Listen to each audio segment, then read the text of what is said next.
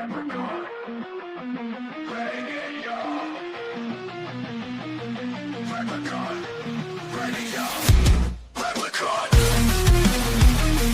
Radio. Radio. Replicon Radio. Replicon. Talking shit with the juggalos. It's Replicon Radio. Replicon Radio. Here we go. Replicon. Talking shit with the juggalos. Put some rhymes, hit lows. Replicon, that's how it flows.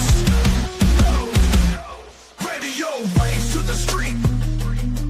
Feel the bass, get on your feet. Turn the low, feeling the beat. Tune in, we can't be beat. Replicon Radio. Everywhere you wanna go. From the city to the show. That's the vibe we gotta throw. Replicon, might get his beam fire. Juggalos never tire. Riding high, taking you higher. Replicon, that's the choir. Big Pro gonna bust your shit. Dead body man, keep it a piss. Freaky P, freaky geeky. Wicked T breaks his box, open drive through reviews, suplexes for your ears. Replicon, broadcasting loud and clear. Feeling good, bring it cheer. In your ear, never fear. Replicon, always near. Replicon Radio. Everywhere you wanna go. From the city to the show. That's the vibe we gotta throw. Replicon Radio. Everywhere you wanna go. From the city to the show. That's the vibe we gonna throw. Big Pro gonna bust your shit. Dead body man, keep it a piss. Freaky P, freaky Pinky. Wicked T breaks his box open and drive through reviews. Suplexes for your ears. Broadcasting loud and clear. Feeling good, bring it cheer. In your ear, never fear. Replicon, always near. Replicon Radio. Radio. Everywhere you wanna go. From the city to the show. That's the vibe we gonna throw. Replicon Radio. Radio. Replicon. Replicon. Radio. Replicon. Red Bro gonna bust your shit. Dead body man, keep it a piss. Freaky P, freaky Pinky. Wicked T breaks his box open and drive through reviews. Suplexes for your ears. Broadcasting loud and clear. Feeling good, bring it cheer. In your ear, never fear. Replicon, always near. Replicon Radio. Everywhere you wanna go. From the city to the show. That's the vibe we gonna throw. Replicon Radio. Everywhere you wanna go. From the city to the show. That's the vibe we gonna throw. Red Pro gonna bust your shit. Dead body man, keep it a piss. Freaky P, freaky geeky. Wicked T breaks his box open and drive through reviews. Suplexes for your ears. Broadcasting loud and clear. Feeling good, bring it cheer. In your ear.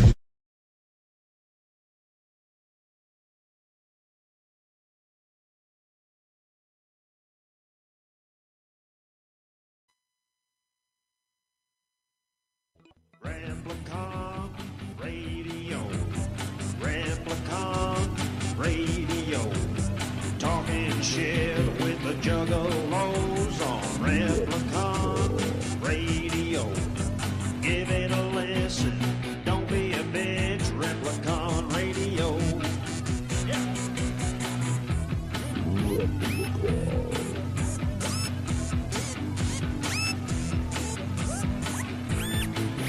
This is Replicon Radio.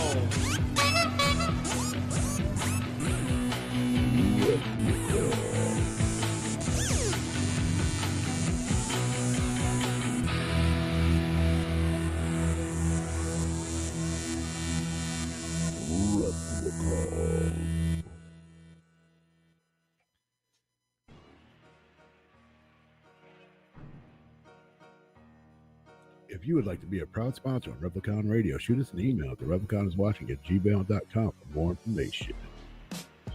Yo! The Replicon Radio! What's up? Replicon Replicon Radio. Make us a little bit smaller there. Hello, everybody. Big rude dead body man and freaky P is not here! He left us. He left us alone with all the buttons. Freaky fucking P is not here. Freaky Dicky. Y'all know what that means. Yeah, you got to let us know if everything sounds good. Yeah, you got to do that because we can't hear that end of it. Yeah. Well, I think everything should be all set up. I'm thinking. This might be the first show we ever have without technical difficulties. I don't know. There might be a common denominator there. But no, I'm the dumbass that doesn't push the buttons right. Remember? You remember back in the day when I ran the thing? Yeah. Yeah. But hey, we're fucking here and we made it. This is Monday. This is definitely the quickest that we've been set up, because my computer didn't have to do 800 fucking half updates. Facts. Yeah. It's probably the quickest I've been in here too. Yeah. But yeah, welcome everybody. It is Monday. Yes, Paul is he's doing Juggalo stuff. He get was his Juggalo card. He got his. I haven't. He never showed a picture of it. So like I that don't was know. one of the. I'm wondering if he really got it. Yeah, that was one of the what they call stipulations that you can't show nobody this card. Oh well, I've already seen a lot of cards, both with and without that little barcode covered up. So I mean, I'm gonna ask P about it later. Yeah, because eventually we're gonna have him on if we decide to. But if we want to let him. This event is not a camping event. It's not the gathering. It's not a camping event, right? That is correct. It's on the beach. I have two questions, one for P later on. But all the pictures that I've seen, these motherfuckers still look dirty. Why the fuck y'all still look dirty? Y'all have a hotel room. Why the fuck y'all still look dirty? Because they're on a beach, bitch. These motherfuckers look dirty. They're like, bro, like, y'all take a shower ever? No, they do not. Like, I can't They go. take a shower in the Fago rain. Oh, I forget about that shit. What up, Tigger Kanga? What Do we up? sound good? Can you hear us both? Does everything sound kosher? Do you hear the background track? Let us know.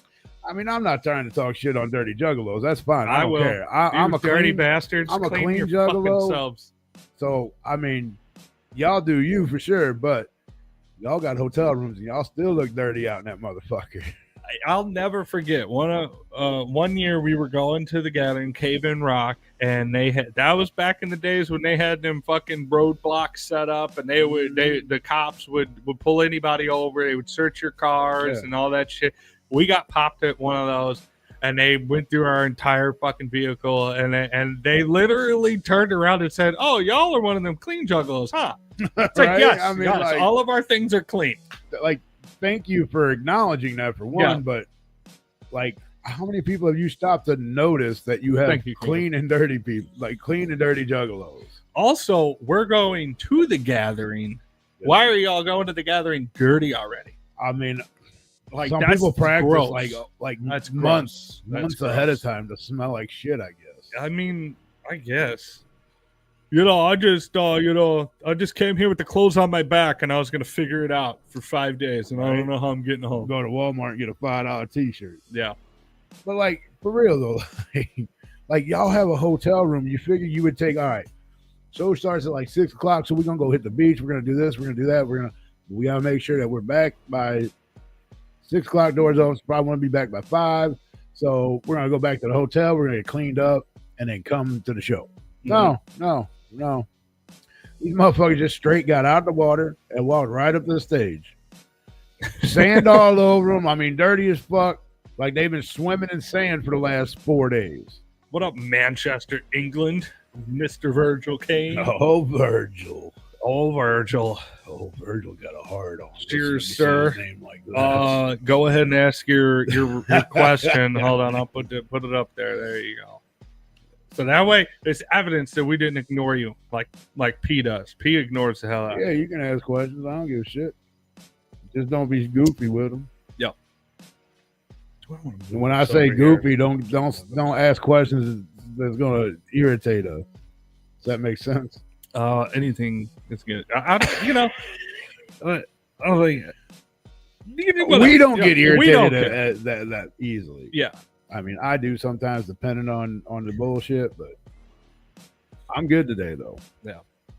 And I don't know if you guys noticed, but I have a different background because I am in P's spot, not his chair though, because I'm not sitting in that chair. I was gonna say, I'm like, I I even thought this process through today. I'm like, brought my microphone over to this side of the table.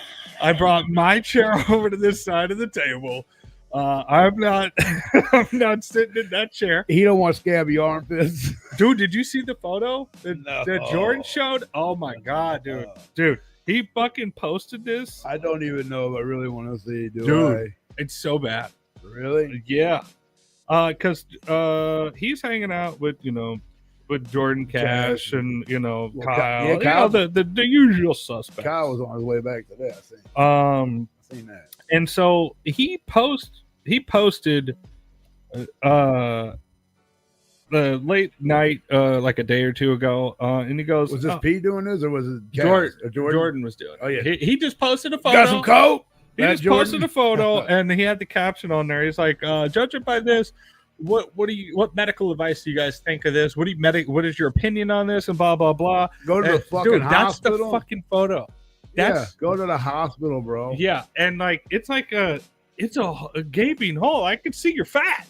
They probably had to put stitches in there to heal it back up and clean it. Real Well, good. everybody freaked out about it. It was like, what the fuck, dude? Oh, no. And he had to go back and change the caption on it. He goes, just due to the overwhelming amount of messages, like, this isn't me, it's my homie Paul or whatever. And I knew exactly who it was. Right. He didn't tag him, but I was like, I know who it was.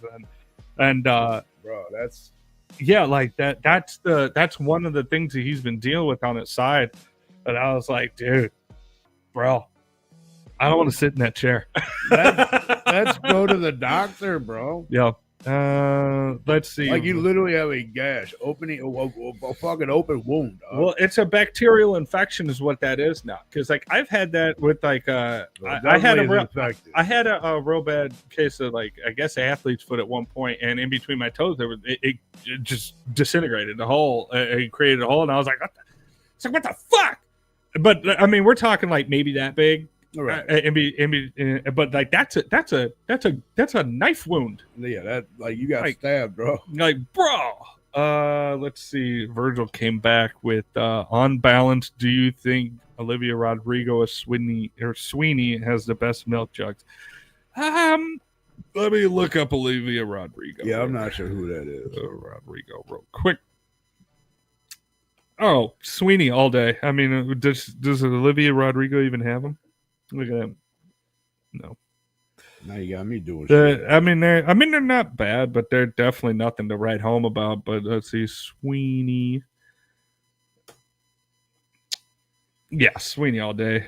It's not even a contest. Let me go to images. Respectfully, of course. Let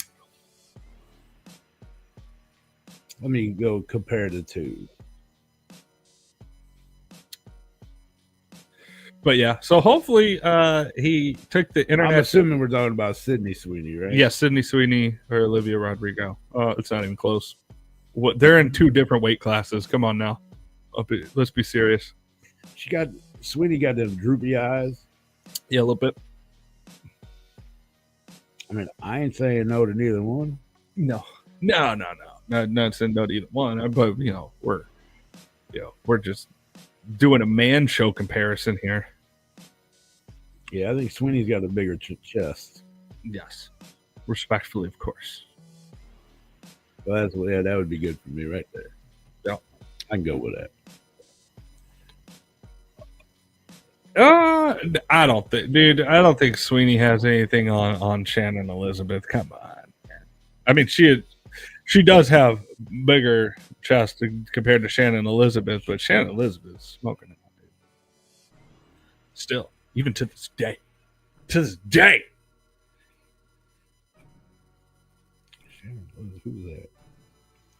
that? She was the one from American Pie back in the day, and she was in 13 Ghosts. She was the girl that was in the bathtub that had the blood on her. Just like, oh, so hot. I mean, I ain't saying no. Oh, wait a minute. Hold on. This might do it right here. She might actually have the winning. You know, she got fake titties. They're nice though. I ain't gonna lie. Who? Which one? Shannon Elizabeth. Oh yeah, I mean, out of those three, I'm picking Shannon Elizabeth all day. Yeah, I think I would have to as well. Yeah, for sure.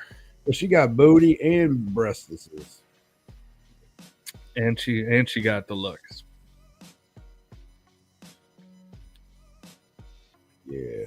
But yeah, so in case you guys didn't gather it, the Monster 5 show took place a couple days ago in South Padre, which is where P is.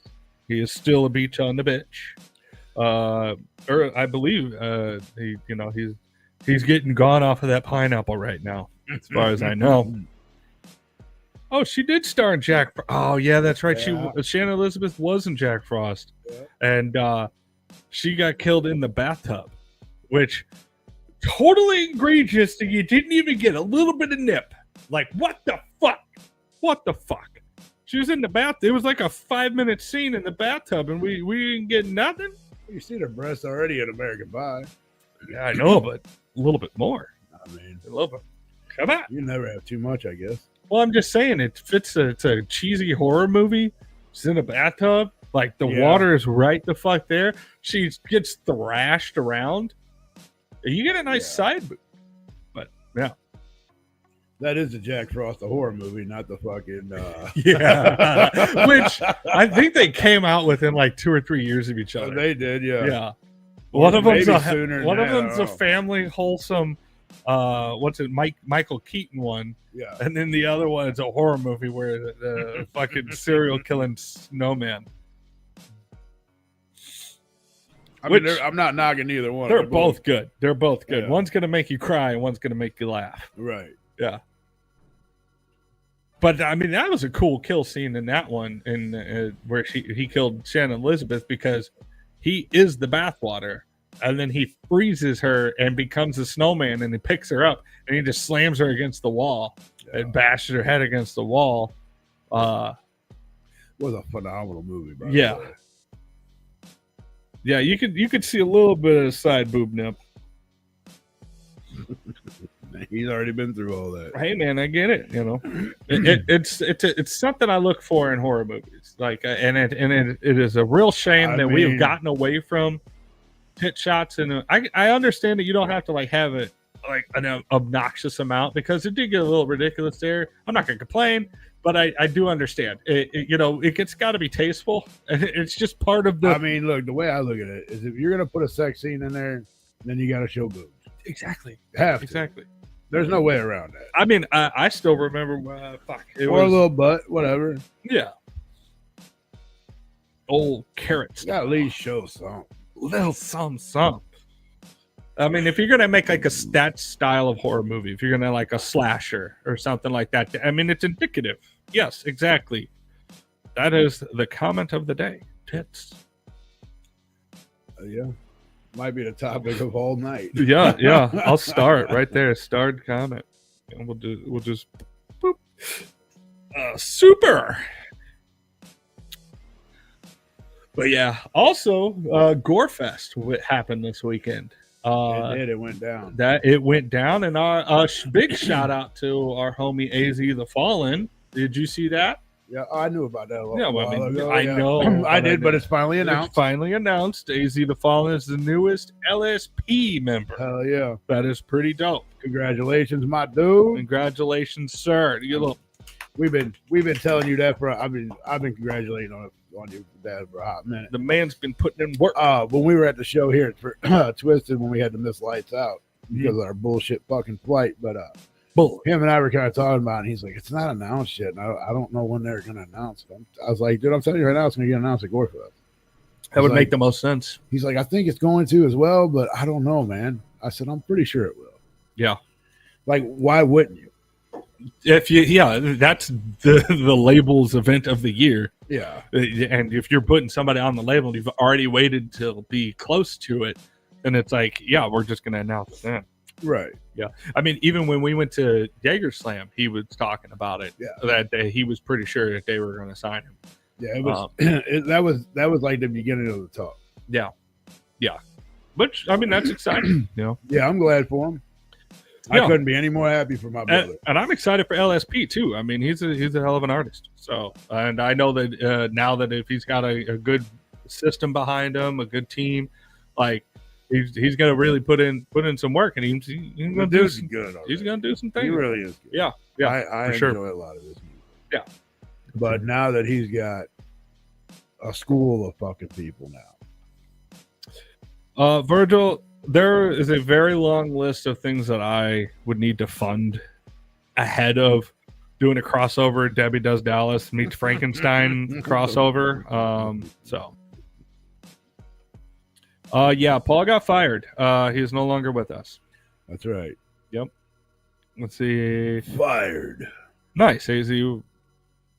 Nice. Well, I mean, he's from here. Oh, I guess your guys' town, which is like an hour away. Yeah. So that's pretty cool. Yep. Speaking of Gorefest, I seen some people weren't happy with the way that the Insane Clown Posse did all this.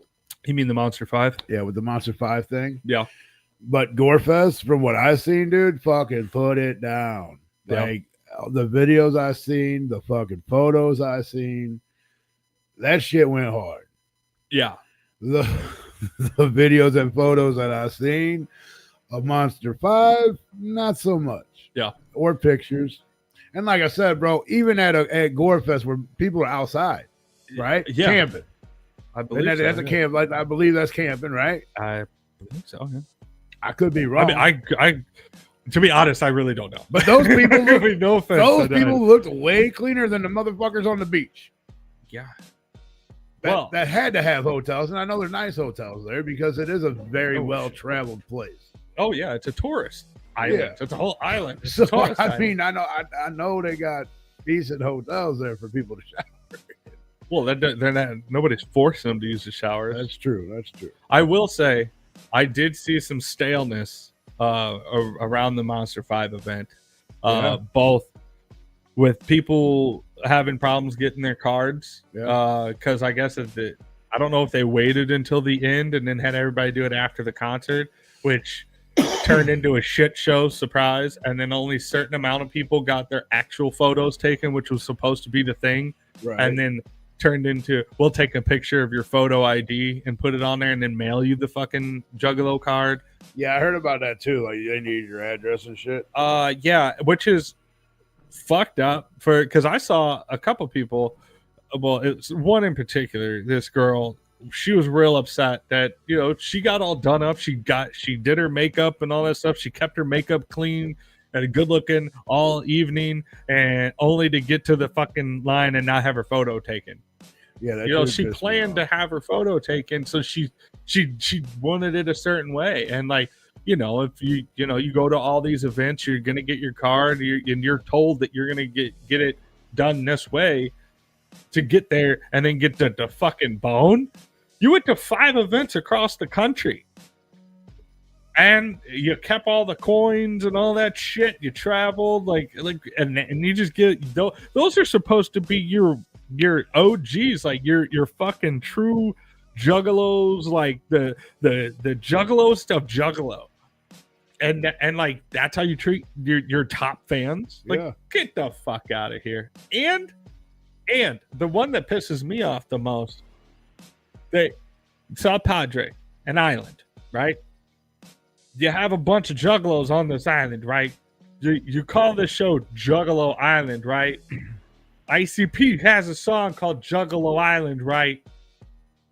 You would think they would play the song called Juggalo Island on the Juggalo Island full of juggalos at the island. Nope, not the clowns, bro. Why would they do Bro! that? That would make too much sense. Why? That's the only time you've ever had juggalos on an island at a Juggalo Island event for a Juggalo Island thing, and you play the Juggalo Island song, and it actually makes fucking sense. Right? Why would you not do that? Because it's clowns. They definitely missed opportunity. I was trying to go back to find P's video that he had with the line. He literally had the line for something and the line for another. It was a line for the card and then the line for, like, I guess the doors or something. But why can't I find that? Yeah, let's see. Yes, Virgil. Frankenstein was the scientist. It was the monster. He was not a monster. He was just misunderstood. It was the Monster 5. Yeah, Mr. Green, the Gorefest. If you can swing it, definitely go to check out Gorefest. Everybody should.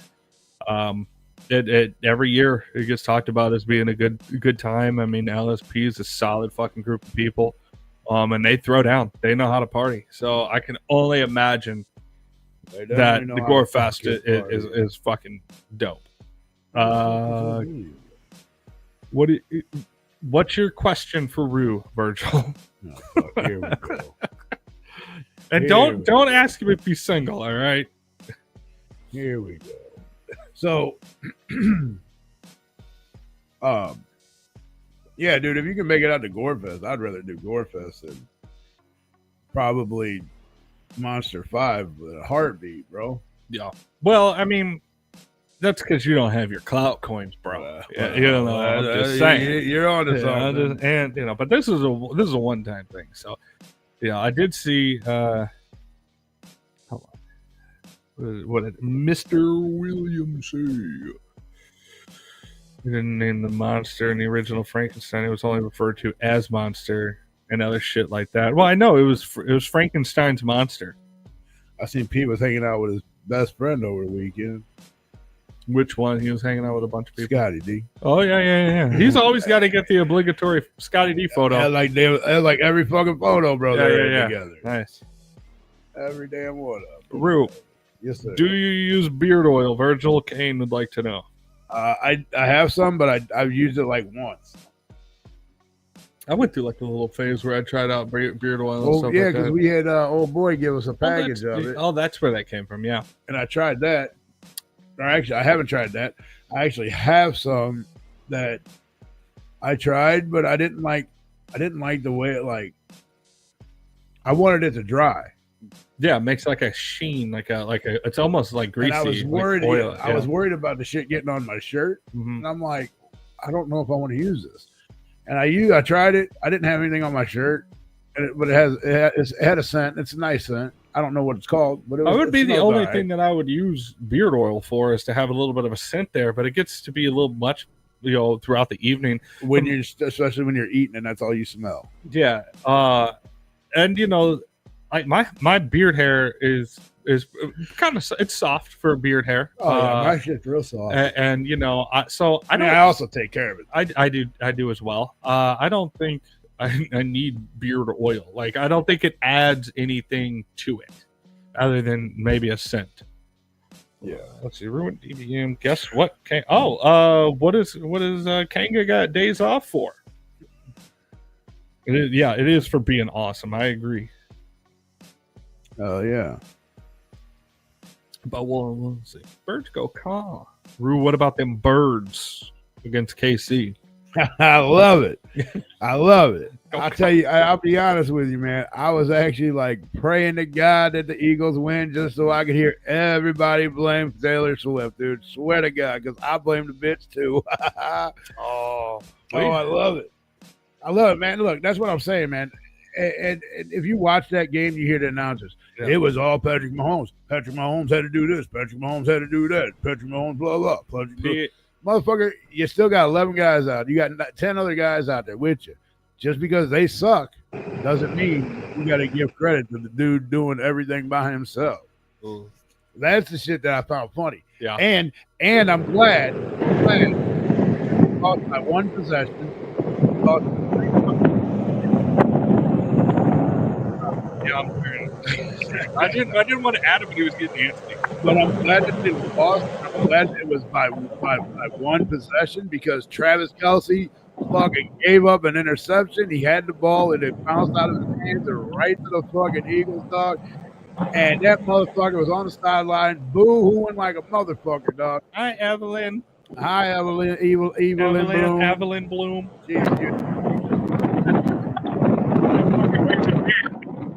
Yes, Mr. Green. I did see Weapons in theaters. Well, technically, it was at the drive-in. I did see it. I think not this weekend, but last week. I can talk about that later if you want to bring it back up. But we have Dad's home. Just take him off until they're done driving. We're returning his cart right now. Sorry. All right. We're a bunch of island boys. Evil on Broom is in the Hey, house. bro, that's a long fucking walk back, dog. Y'all gonna have to catch an Uber. Oh shit! Yo, walking back or Ubering back? You Ubering back or you walking back? Oh, we're right next door. Oh, okay. We were coming. We were at a restaurant with a dog. Yeah, that's cool. I heard it was a cigar bar too. It was like your paradise, dog. Hold on, hang out with Evelyn Bloom. Hello, Evelyn. Evil and Bloom. It's Evil on Broom. Whoa. We're the last Juggalos on Juggalo Island. I saw that. I got even later than Jordan. Jordan was in the middle of the fucking road taking pictures, talking about the last one standing. Right. Jordan Kinnear? Yeah. He wasn't even close to the last one standing. He don't know shit. Yeah. Oh. Yeah. He a punk is what you're saying. Punk ass bitch. Jordan just stayed up all night on drugs, allegedly. Well, Jordan yeah. was up all night on drugs, allegedly. Yeah, allegedly is the only those drugs are why you're always. But he's already back home or whatever. Yeah. Yeah, I seen Kyle made it back home already too. Did he? He didn't even tell us he made it home. What the At hell? least or maybe he was just taking off. One of the two. They were either landing or taking off. Yeah, probably. I see he had pictures of him on the airplane. A picture of the wing. Shape said that the South Padre sucked 435 dicks. Fuck that show. What? It was such a good show. It was one of my favorite shows ever. I heard from quite a couple other people that they were not happy with this show. People aren't ever happy with anything. Like, yes, the card line was absolutely bad. That was definitely bad. But did anyone think it would be handled better than it was? No. What do you expect from the clowns? I did expect them to play Juggalo Island, but they didn't. So I didn't. I was like, I know that they're not going to play it. And everyone's like, no, they're definitely going to play it. I'm like, no, that makes all the sense in the world, so it's not going to happen. That is true. Exactly. That is true. It would make didn't. too much sense for Jay to be like, we're doing Definitely. Juggalo Island, bro. That makes sense. I think the next time they play Juggalo Island at like a big, like an event show or Everybody the gathering, boos 'em. everybody should boo them. Yeah. They'll probably never play it again. Boo They probably forgot they you. made that song. Yeah, that's the only reason why they made the song. That's funny. So how's your time been on this island? I loved it. I think this is my favorite Jug event that I've ever been to. Yeah? Is it because of the beach? It's just the vibes. Like, it really feels like Juggalo Island. Not anymore, because it's just me and Pete. But Yeah. like the days leading up to it, the island is crawling with Juggalos. Everyone's whooping at each other. Everybody's on golf carts driving past. Me and Pete were on a golf cart, and somebody whooped at us, and it was Mankini. He stuck his head out of a rental car, and like it was just family. It's just love everywhere. It was really cool. It's I love always fun to be in a town full of juggalos, Right. especially I mean, when yeah. it's at a vacation resort. Right. And the venue itself, what? It's your kids. We gotta save your kids. Kids? We gotta save your kids. We gotta go back to the future. Uh-oh. We actually gotta go back to the gas station. Oh, shit. Oh, you forgot to fill it up? You told us that all you needed to do was put gas in it. Right. You Well, have one I drop. was like, can I just take it instead of paying you the $25 fee? It's going to probably cost you about $25 They're to gonna- fill it they're up. gonna- They said, sure, you can go fill it up. And then when he gets back, they're like, well, that's also a $50 late fee. For Right. being late. Yeah, that's what I said. Yeah, it's probably going to cost you $25 to fill it I up, just bro. told them we filled it up on a lane. Yeah, everybody. I think they should allow everybody to have golf carts at the gathering. It's not. Yeah. At least everybody has a club car. Oh yeah. Well, no, you only get money off. You only get a 10% discount on merch that you can give them money for. Well, it's 20%. 25. Is it 20? It's I was just 25? talking shit.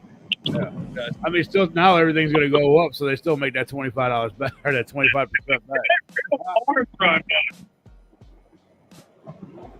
back. Yeah. Well, what they're gonna do is that they get in 15 minutes early to the show, and they get 25% off of all merch. So that 15 minutes they're gonna spike it 25% up. Right. They're gonna do a 25% increase And then before the show. when the doors open, they drop everything down. Yeah. And the thing is that they're gonna run the cards, but they're not gonna close. What? We can't hear you because the wind is cutting the microphone in and out. You're going too fast. You can't. The microphone can't pick you up. We're just watching his little beautiful curly hair flap in the wind, and Evelyn is over there just hair everywhere. There's my house. I won the Powerball. Oh, nice. They have a bus stop in front of your house. They do. That's okay. Look at that. I own that bus stop. Yeah. They get big. Yeah. Oh. Boom. There we go. Look at that. I feel like we're there. Right? Yeah. We're there with y'all.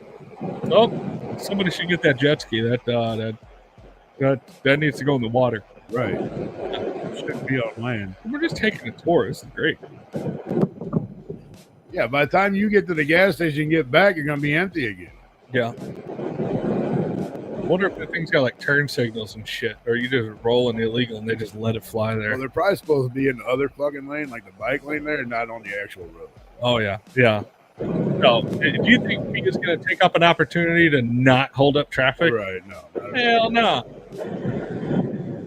Pete, run that bitch to the car wash. Where the strip club's at, dog? Yeah.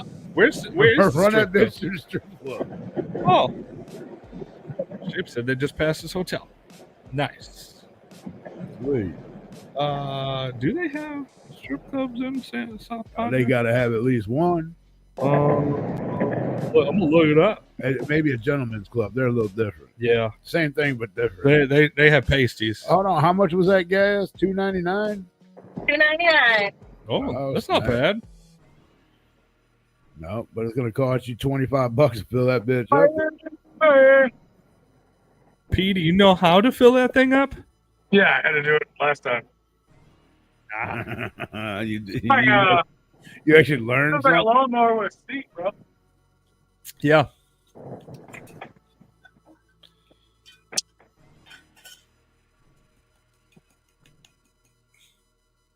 guys having fun at home? Oh yeah. Yeah, we're just way more fun than what you had there, I guess. Ooh, that's cinnamon. It's a cinnamon, nutmeg, allspice, and clove. It's the Oktoberfest spice that I told you about. All right. I'm still learning how to add it to the fucking beer, because if you put it in the bottom of it and pour it on top to mix it, it foams the fuck out of it. It just I fucking poured a beer earlier and it foamed. It gave the whole cup was head. The whole fucking thing. I've never had that happen. I'm like, holy shit. AP, Shape said swipe your cloud card for 20% off that gas. He said what? Swipe your cloud card for 20% off the food. I don't have it yet. Oh. They gotta mail it to me. The machine broke. Oh. No clout yet. So that's why they started taking pictures of everybody's IDs. You sure it's broken? They just didn't have it with them. Why I think about 100, 150 people got a car, and everybody else had to get their photo taken. Okay, what was the capacity of that venue, you think? Like 200-300 people? No, more than that. The capacity, or how many were there? How many were there? 500? I would say somewhere between 500 and 700, my guess. What do you think? So you're I was at 500. okay, But so that was his guess. I don't. you're anticipating you sold 500 tickets at least, so they know how many people are going to show up, and they just got to anticipate 500 people needs an ID card.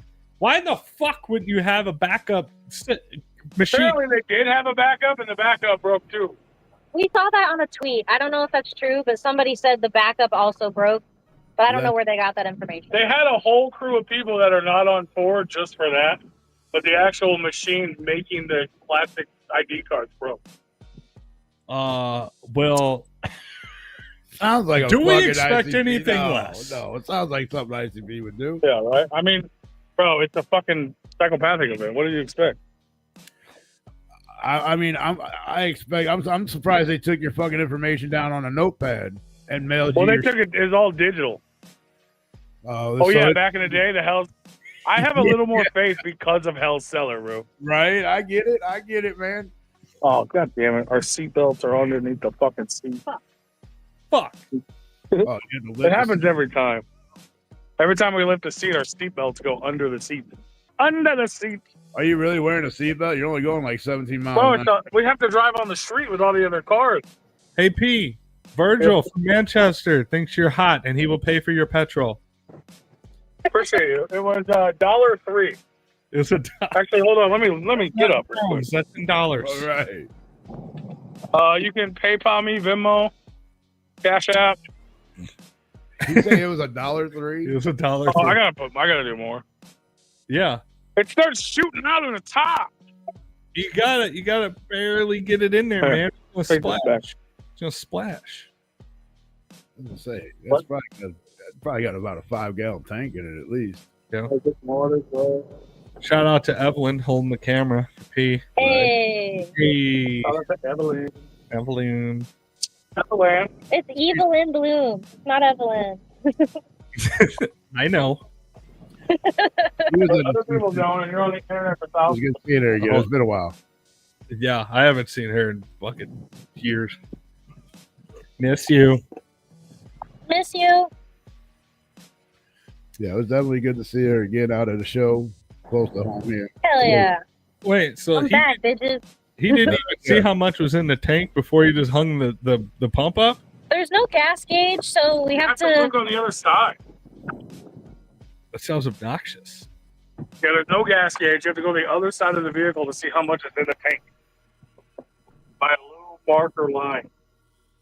I just assumed when it starts spitting back at me, it was full. You're used to things spitting back at you. Well, he could leave it in the tank and then walk around Right. and then walk back around. He afraid a knucklehead's gonna pull up next to him and take Because that take the seat, nozzle out, that dog. seat's not going to knock the nozzle out. There we go. Now we're getting to the good stuff. Look at that motor. See what happened? Spitting out. Now Yeah, go that check. doesn't mean it's full, apparently. We'll go check the tank. It's full now. I can see it.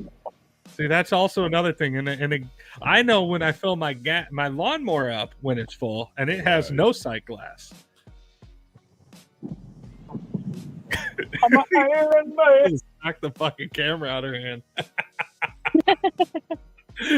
All right, Pete. So this place, was anybody camping on the beach? Being on the beach? No. Yeah, was there tents on the beach? Everybody had a hotel, right? I don't know, but everyone, I didn't see a tent on the beach. Not at nighttime, no. But most But people the had beaches, hotels. they are, you can be on them 24 hours, but you cannot camp on them. Right.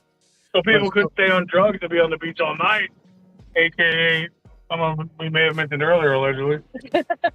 Allegedly. So I made this comment earlier, and I was going to ask you about it. There was tents on the beach, but so majority of people had hotels, correct? Yes. Why is there still 30-ass juggalos at this event?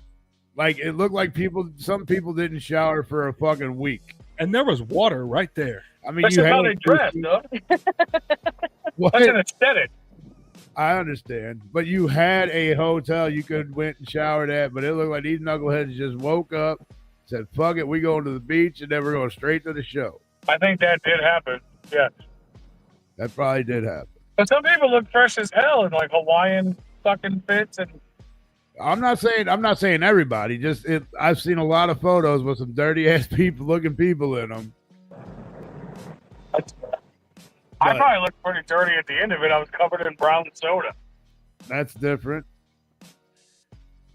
These are like these are photos like pretty early into the show. It was before even Crenshaw went on. How was his performance? Yeah, you can't hear nothing. We're gonna go return his golf cart second attempt. Ask him how Crenshaw's performance was. It was loud while we're driving. I expected it to be a little short trip and I'm lucky. It just looks like a movie. Like I'm just watching him. It's like a montage. Right? Like this is like a IRL VOD. Shapes that a dog got its cloud card before him and P. That's funny. Even dogs out there getting their cloud cards. That's funny. All these colorful buildings, but it doesn't look like none of them are open. There's the porn shop right there. Nice. Nice. There are no strip clubs on South Padre Island. I asked the Uber driver. Well, right next to you, there's a porn shop. Uber jobs. Why do you need strip club? You have beach in, no?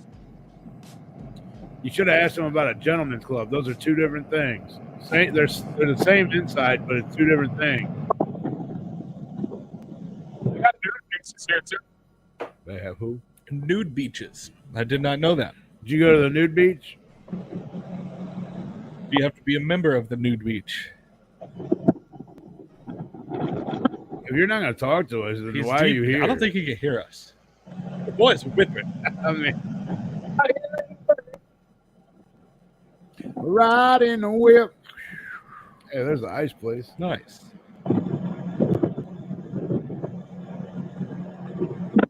Where's the Taco Bell?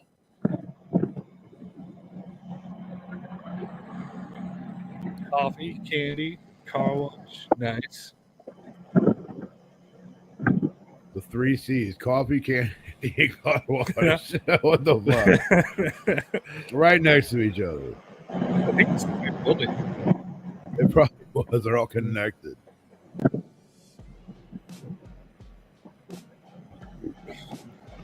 You gotta turn around and go fill that fucking cart bag up by the time he gets there. He did fill it on a lean.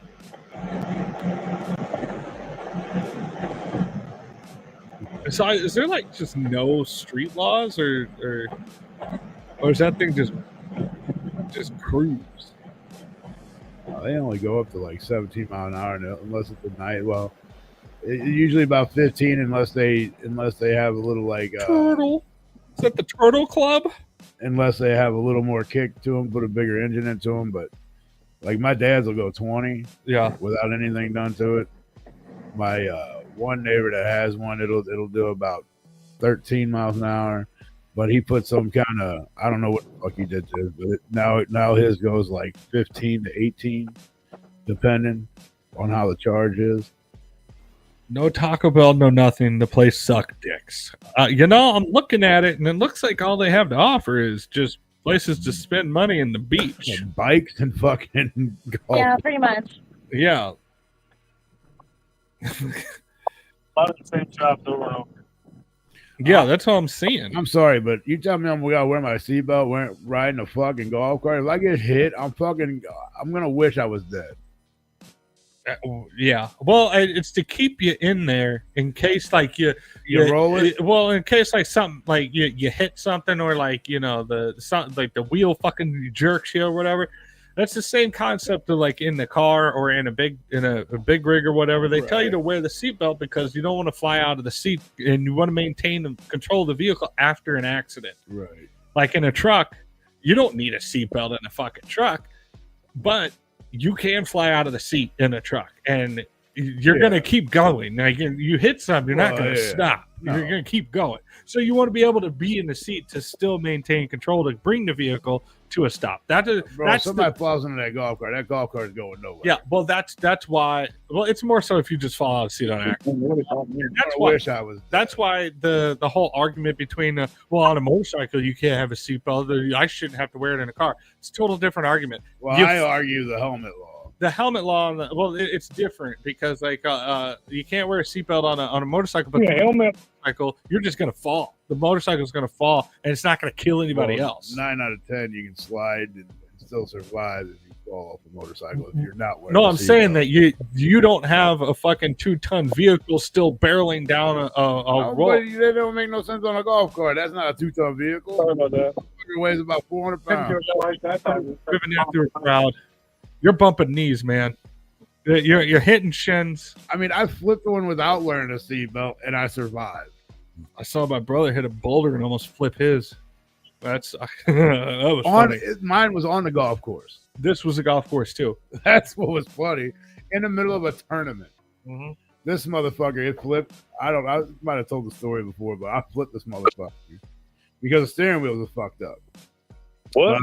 I fucking flipped it, and I had help, but I think like 3 or 4 of us flipped it back over on its wheels.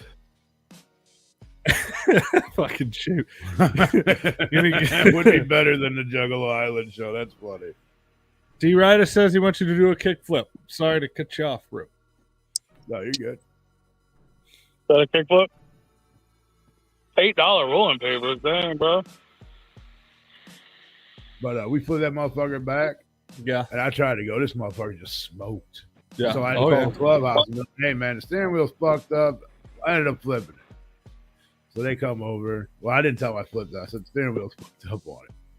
And old boy was like, he got in, and that motherfucker took off, and it just smoked all the way back to the clubhouse. I'm like laughing my ass off. My buddy's like, dog, what the fuck did you do? And I'm like, I told you to do it. We were literally driving straight, and I'm turning the wheel, and we're just still going straight. Uh-oh. And then it would catch, and then we'd start turning. So I was coming down the hill, turning the fucking wheel, and all of a sudden it caught, and then it fucking just flipped right over. I was like, oh, fuck. Oh, my brother was laughing. All his buddies were laughing that he was partnered up with. I'm fucking rolling, laying on the ground laughing, or actually like laying inside of it. I was still holding on to the wheel, like on the ground laughing. Like this shit was just hilarious. And I wasn't even drunk yet. DP is trying to beg us for his job back at Replicon Radio because he has been fired.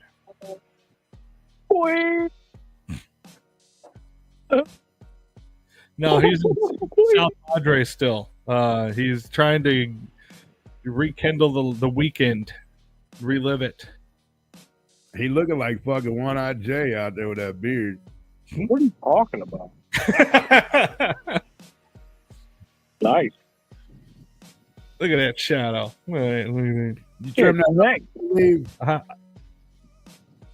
No, man. It's been a. I know people have been talking shit online, and obviously the shit breaking sucks, but it was a fun ass show. I had a great time. It was whack. They didn't play Juggalo Island at Juggalo Island. Yeah. That's pretty fucking whack. But yeah. But I got to get up on stage and be a monster and a zombie and all kinds of fresh shit. Well, I think now would be a good time to tell us your story. How was the trip? No, this is y'all's show. I'll tell my story next week.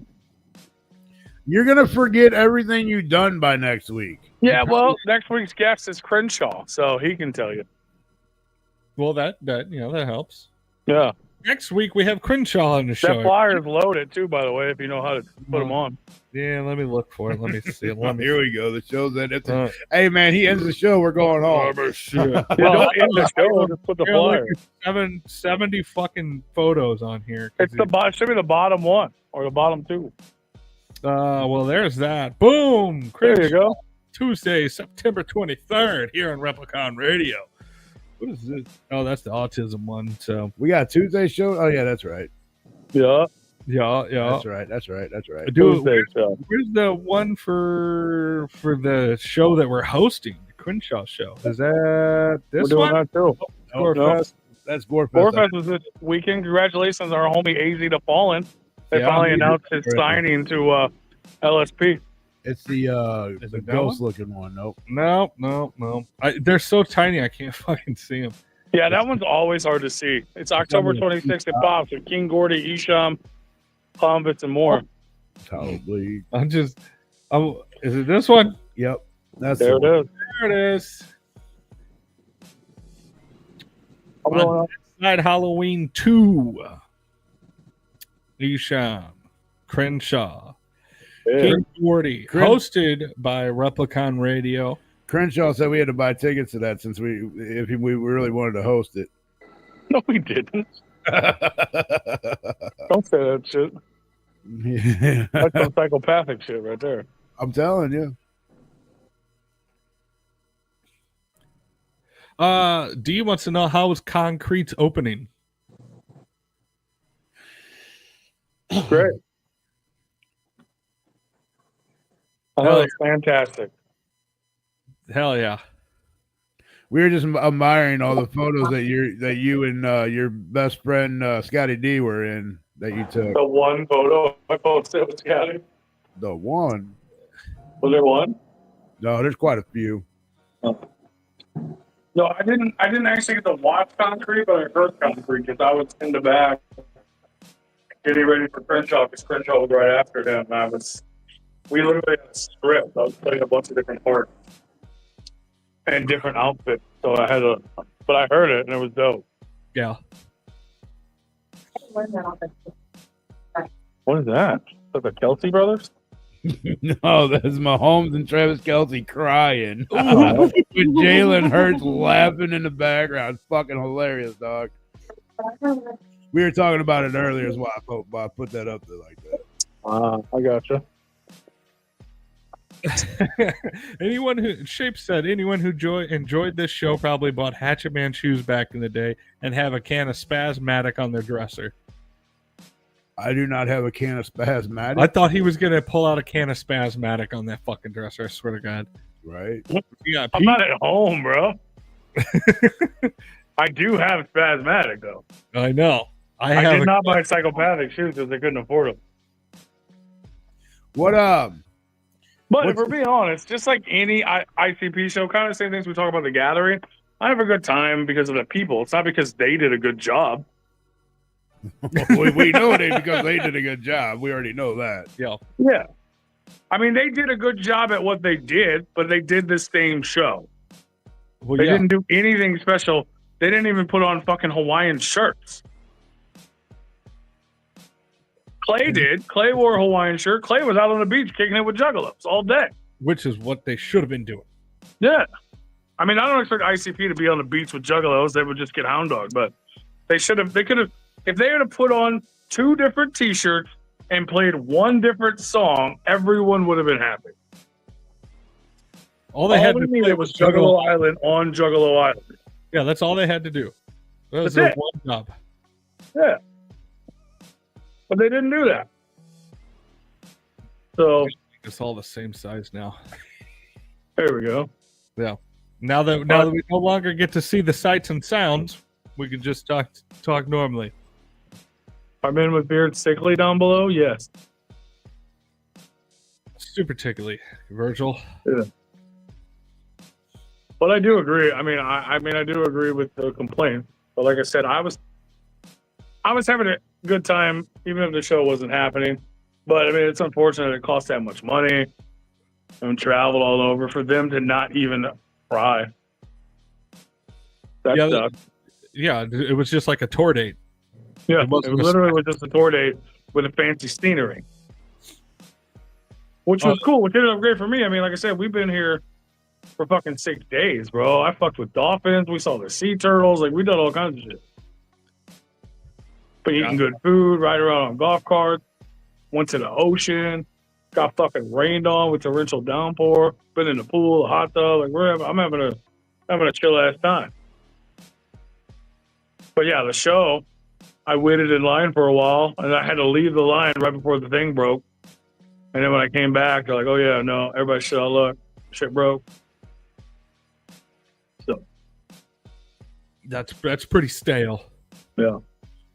But for me, it was, like I said, a dope experience because I got to do the shit with Crenshaw. I got to have all this fun with my friends.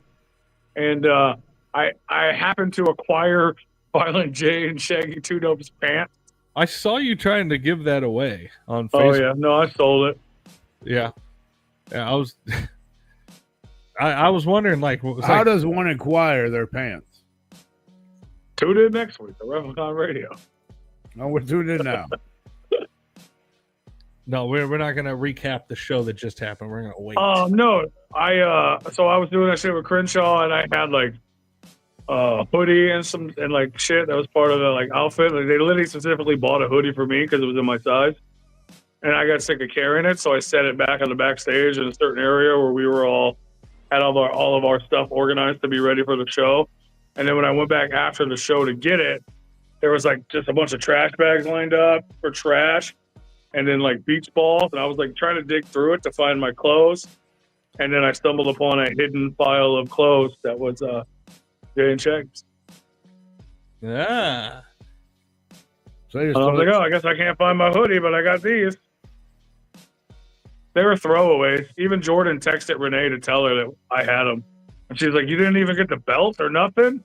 And he was trying to swindle her out of Shaggy's shoes.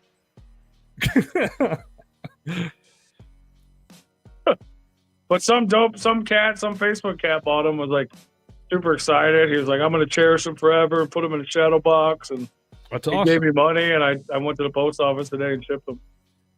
Yeah, it's awesome. Yeah. At least somebody's going to appreciate them. Yeah. I mean, I used to be that kid. You know what I mean? It sucks there wasn't like a jersey or something fresh. It was literally just Fago-covered Dickies in their bandana. But that's still fresh to someone else who has never gotten anything. Oh, yeah. And even though they didn't do anything special, it's still a special show. We got our 5th coin. I got my coin. I do have my coin. Oh, yeah. Now, I saw the pictures of the coins, so I'm assuming they didn't like put any holes in them or anything like that. They just kept them intact to how they were. Yeah. Well, that's yeah, good. you got the coin when you walked in, and then there was a separate line to get your card. And you went up to the thing to get your card. Before it broke, they would just take a picture of you and the coins, and then they'd print your shit up. Now, were you able to do the ID card throughout the entire show, or was it like it broke? It broke during Crenshaw. Oh, so like early on. Yeah. And he was the second before. Well, JCW, all of JCW happened, and then Concrete, and then Crenshaw. So it was a few hours. Yeah. And then it broke. So then after that, you still had to wait in line to get your picture taken and all that, and get your ID taken so they could send it to you later. Oh, so they still took your picture to put on the ID card, and they only took a picture of your photo, your driver's license, to know where it's going. Yeah, but the original people who got them in person, they just took their picture. But they didn't take the ID originally. Yeah, but did they, for the people that have to have it mailed to them, did they take? Yeah, well, some of them, there were 2 lines. One took a picture of you and your ID. The first line just took a picture of your ID, and they're using the photo from your ID. Okay. Yeah, that's. So I was like, screw that. I'm going back to the other line. I want a new picture. That's shitty. They shouldn't do that. That's I don't want fucked up. you to use a picture of my ID. Let me submit one. Also, Yeah, how that's what I shitty did. is the picture So gonna I be? could end up with 2. Wouldn't that would be the most P thing ever? It's like Yeah. I got so much clout. I got 2 clout cards. Yeah, you gotta keep one, and then I have to be a card carrying jug. There you to whip that bitch out. Hell yeah. Yeah, that's shitty that, because whatever they use to take the photo of the driver's license photo, it's going to be shitty. It's going to be fuzzy. It's going to be faded. It's not going to look right. I mean, Probably- I don't know what they had. It was like a fancy tablet. I see them little fucking stupid tablets they try to use, Yeah. but they can't have a good machine, laminator machine. But the people who did got it were pretty happy with their 20% off merch, which I thought was only 10.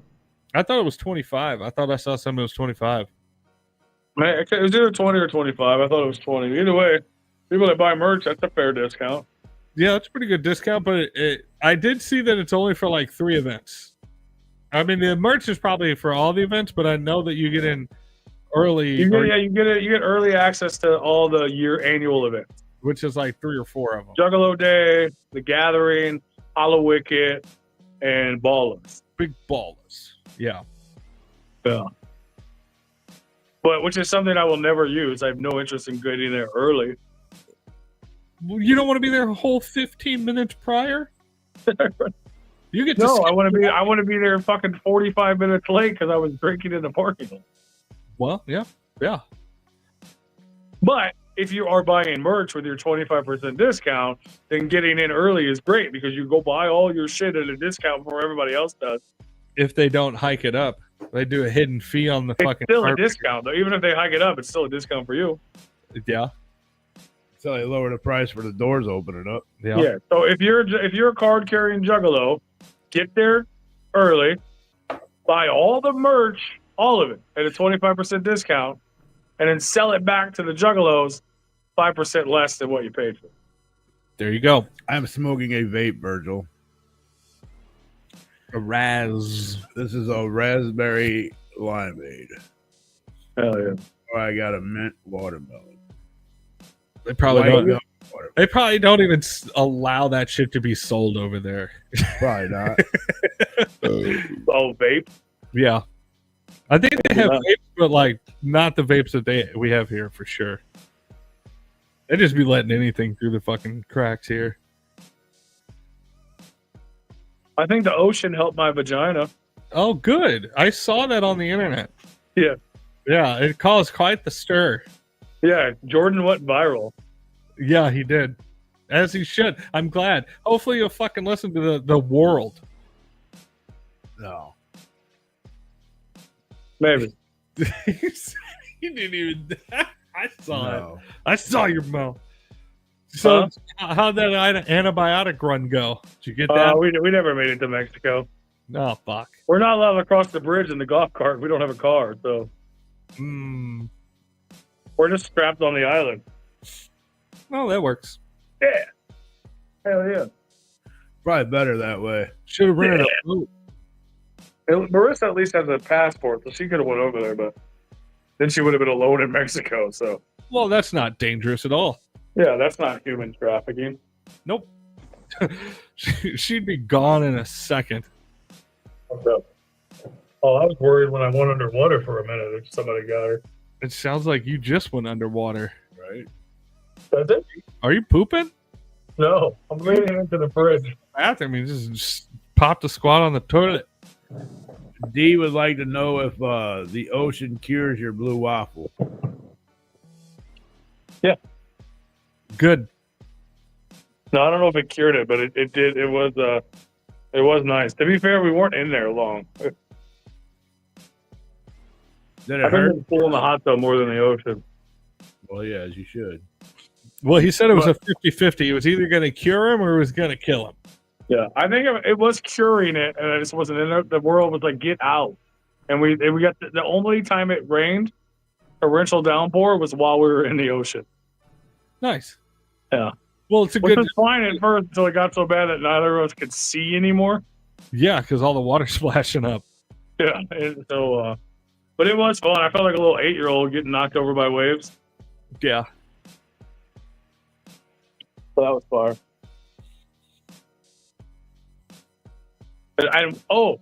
Best part is our flights actually flew. I saw Well, that. we see that. Isn't that crazy? That is crazy. But I mean, you didn't go Spirit, so it's It did not go Spirit. Shout out to United. yeah. All of our flights here were early. Oh, We that's arrived rare. like 20 minutes early. That's rare. Yeah. You must have caught a jet stream. They just Fucking crazy, dog. Yeah. No issues, no problems. Not even like a weird flight, and I hate flying. Everything was chill as fuck. Nice. That's good. When are you guys flying back? Well, I think I get home at like 7:00 tomorrow. In the morning or in the evening? No, nighttime. Oh, okay. Like we How land long- at 7 p.m. Right. Wait. How long was the flight? One is like an hour, and the other one's like a little over 2. Okay. That's So not bad. we have a 3-hour layover in Houston. That sucks. Yeah. Yeah. But it does. Houston's a big city. They have a nice airport. They do have a big airport. Yeah, we stopped. We had a layover on the way in. There's no direct flights here. You have to take a little tiny plane here. Yeah. But it was like an hour and a half, and it went by pretty fast. Yeah. It's yeah. a big place too. It took us 25 minutes to take trolleys to our next flight anyway. Yeah. So it wasn't so bad. Do you have a layover on the way back? Yeah. Oh. But I just said 3 hours. Well, I mean, I thought that's what you were talking about, but then you were saying that you already did it, and I don't know. Yeah, we had a shorter one on the way in, but it was like half, but it went by real fast. Ah, well, that's fun. It was fun because we kept running into juggalos on the way here. We probably won't do that on the way home. Well, no, because you guys stayed a lot longer than a lot of the other juggalos. Yeah, there were juggalos on our dolphin ride yesterday, though. That's cool. Yeah. There's Yeah, probably it's still a couple scattered there for like vacationing purposes. Just like 4 random juggalos, like, bro, are you the guy from the radio show? Whoop, whoop. I was like, hell yeah. In the middle of the ocean in fucking Mexico with dolphins. Yes, I am. Yes. Yeah. That's fucking cool. Yeah, I feel pretty. And the dolphins have a hell of, dude, them blowholes are crazy, dog. I saw that on the photo that you shared. I'm like, That motherfucker's been worked. yeah, it has. That was the best $20 I think I've ever spent. Oh yeah, $20 for that fucking hour and a half boat ride with all the dolphins. And we had a cooler full of drinks. Oh, is it bring your own beer? Yep. That's cool. And by cooler, I mean 2 Walmart bags. That's what coolers are all weekend, bro. Like, grab a couple coolers. Do you have ice in them? Yeah. That's what's up. That's the old Hoosier. Used to call those the Hoosier cooler, man. We used to take them everywhere. They were all double bagged, and every single one of them leaked. So yeah. Oh, But really? they kept my drinks cold. That's all that matters. Yeah. Yeah. Forever, Walmart bags will now be referred to as coolers. Yeah. Hoosier coolers. Yeah, I used to call them Hoosier coolers all the time. And we're probably gonna. We have all these drinks that we didn't finish that we can't take with us. So now we have to have a drinking party and go to the pool in the hot tub. Oh, that sounds like fun. I'm jealous. I wish I was there to go to a Looks like hot you're tub running party. out of fucking time. Yeah, we got 3.5 hours. They're open till 11. Yeah. And they don't really kick you out at 11. They start cleaning at 11. That's to give you the hint that, hey, it's time to get the fuck out of here. Yeah. There's one down the street that's 20. They said it's 24 hours as long as you're not loud. Ooh, that's fun. We probably won't go there now, but Well, you don't have a golf cart. yeah, we just got rid of our car. Yeah. But it's No, fun. Man. I'm not gonna lie. I didn't know what to do with a vacationing, but this is the most rest I've ever gotten on a Juggalo trip. Yeah. That's good though. Yeah, which is not. It's not fun to talk about, but it's what I mean, like pretty cool. It's kind of nice to get a little rest at a Juggalo event, isn't it? Yeah, it is. You're all live and awake, ready for the next day. The most drunk I got was at the show. And then the show was over, and it was like, we were all ready to go to bed. I mean, that was pretty late, though. I mean, it was like, the show went till a little after 1. This island isn't really a late night place, at least not in this part of the season. Yeah. That's weird. Yeah. Or maybe it is, and we don't know about it. Like, the beaches are open, Yeah. which I thought was crazy. So, like, there was a Juggalo beach party the night before the show. That was the worst thing I've ever been to in my life. Why? Well, because first of all, no one knows who organized it, but everyone shared the flyer. Okay. But somebody clearly organized. Like, somebody set it up, set the location. They had a pit. They put wood there. There was fire. The place they told you to park was a solid half a mile or more away from where they actually were. Oh God. So we were walking down the beach, not prepared for like that far. I thought we were going to go from the dock to the beach. But no, we had to go. And the water was so high, cars were sinking and getting stuck. Oh no. It was pitch black. The fire was like, it was from yesterday and it was what's left. It was pretty bad. And everyone was just, all it was a bunch of juggalos complaining about how bad it was, but didn't know what else to do. Yeah. Because that was the plan. You know what I mean? Nobody had fucking chairs, so they're all just standing in the beach. Yeah. Well, your cars, if you parked on the beach, so then the place where they told us to park was closing. Right? So they're like, if you're here after this time, we're going to tow your car. But you can park on the beach because the beach is, you're allowed to do that. Yeah. Well, people moved their cars to the beach while their cars were about to float in the ocean because the water kept getting higher and higher and higher. And then, yeah, custom low G. No, I'm sure there was. I just wasn't a part of it. Sounds Sad. like Violent J actually organized the beach party.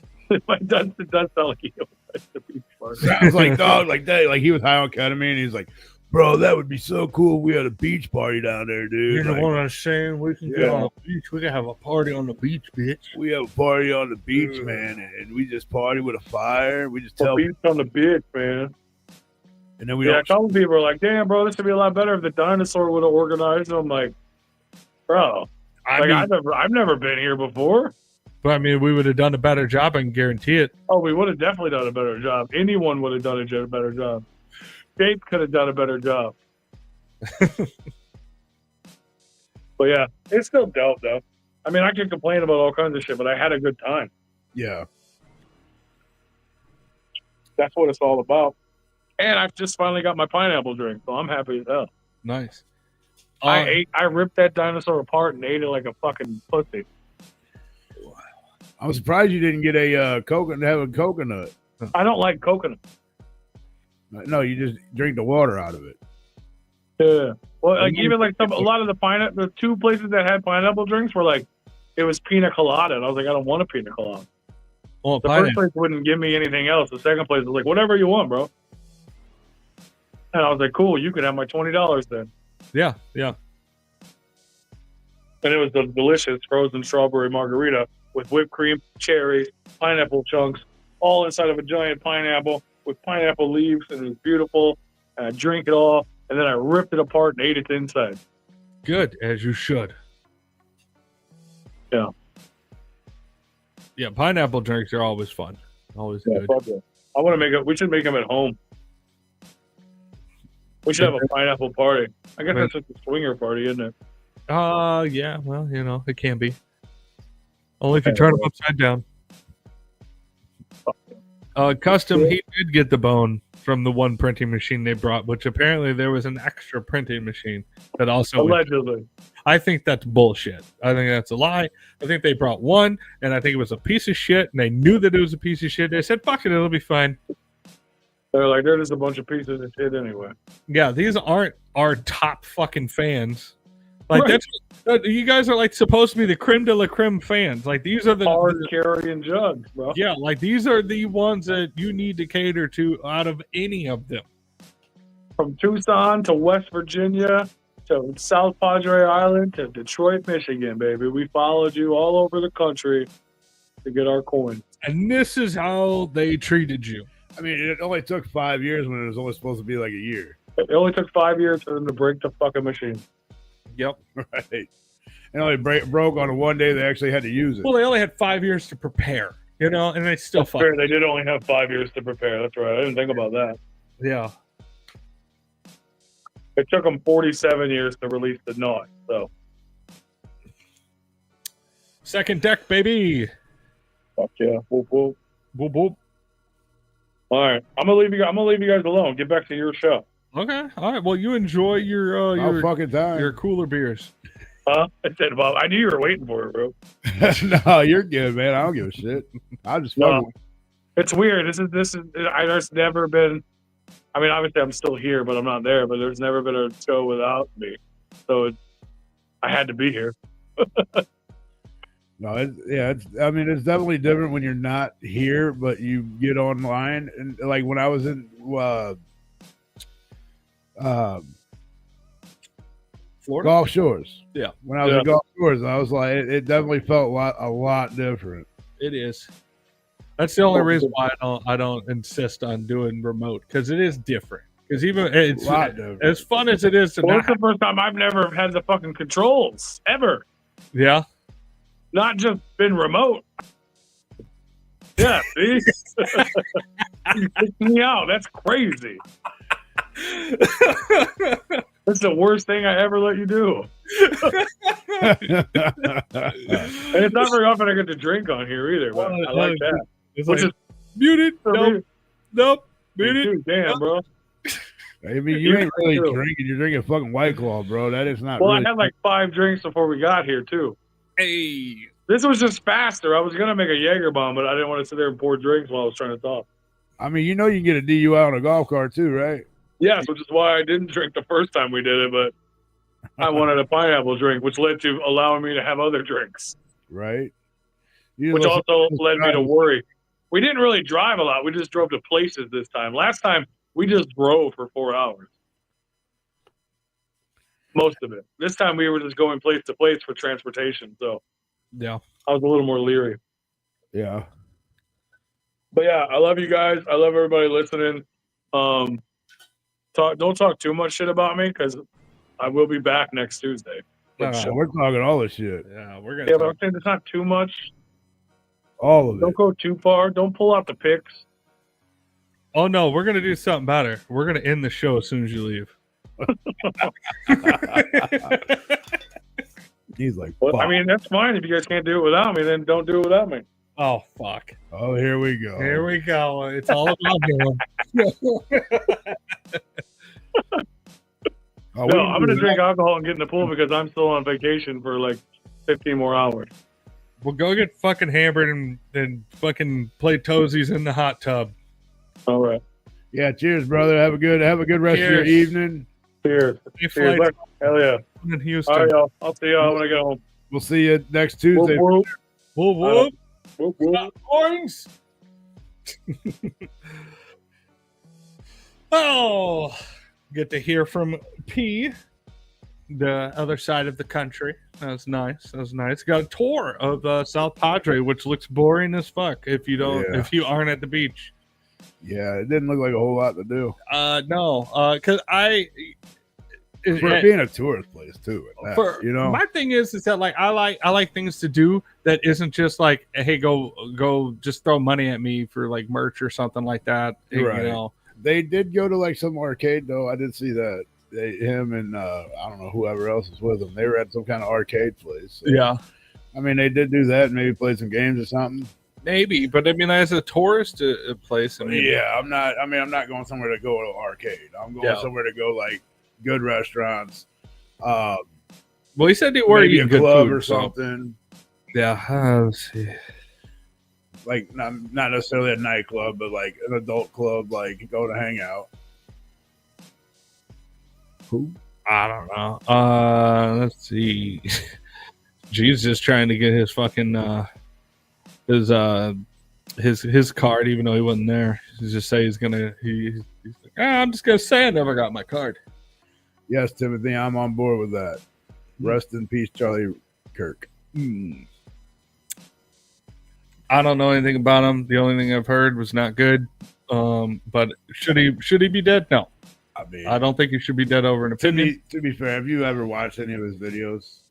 No, I don't know anything about that. Like, I've seen quotes from him that are not good.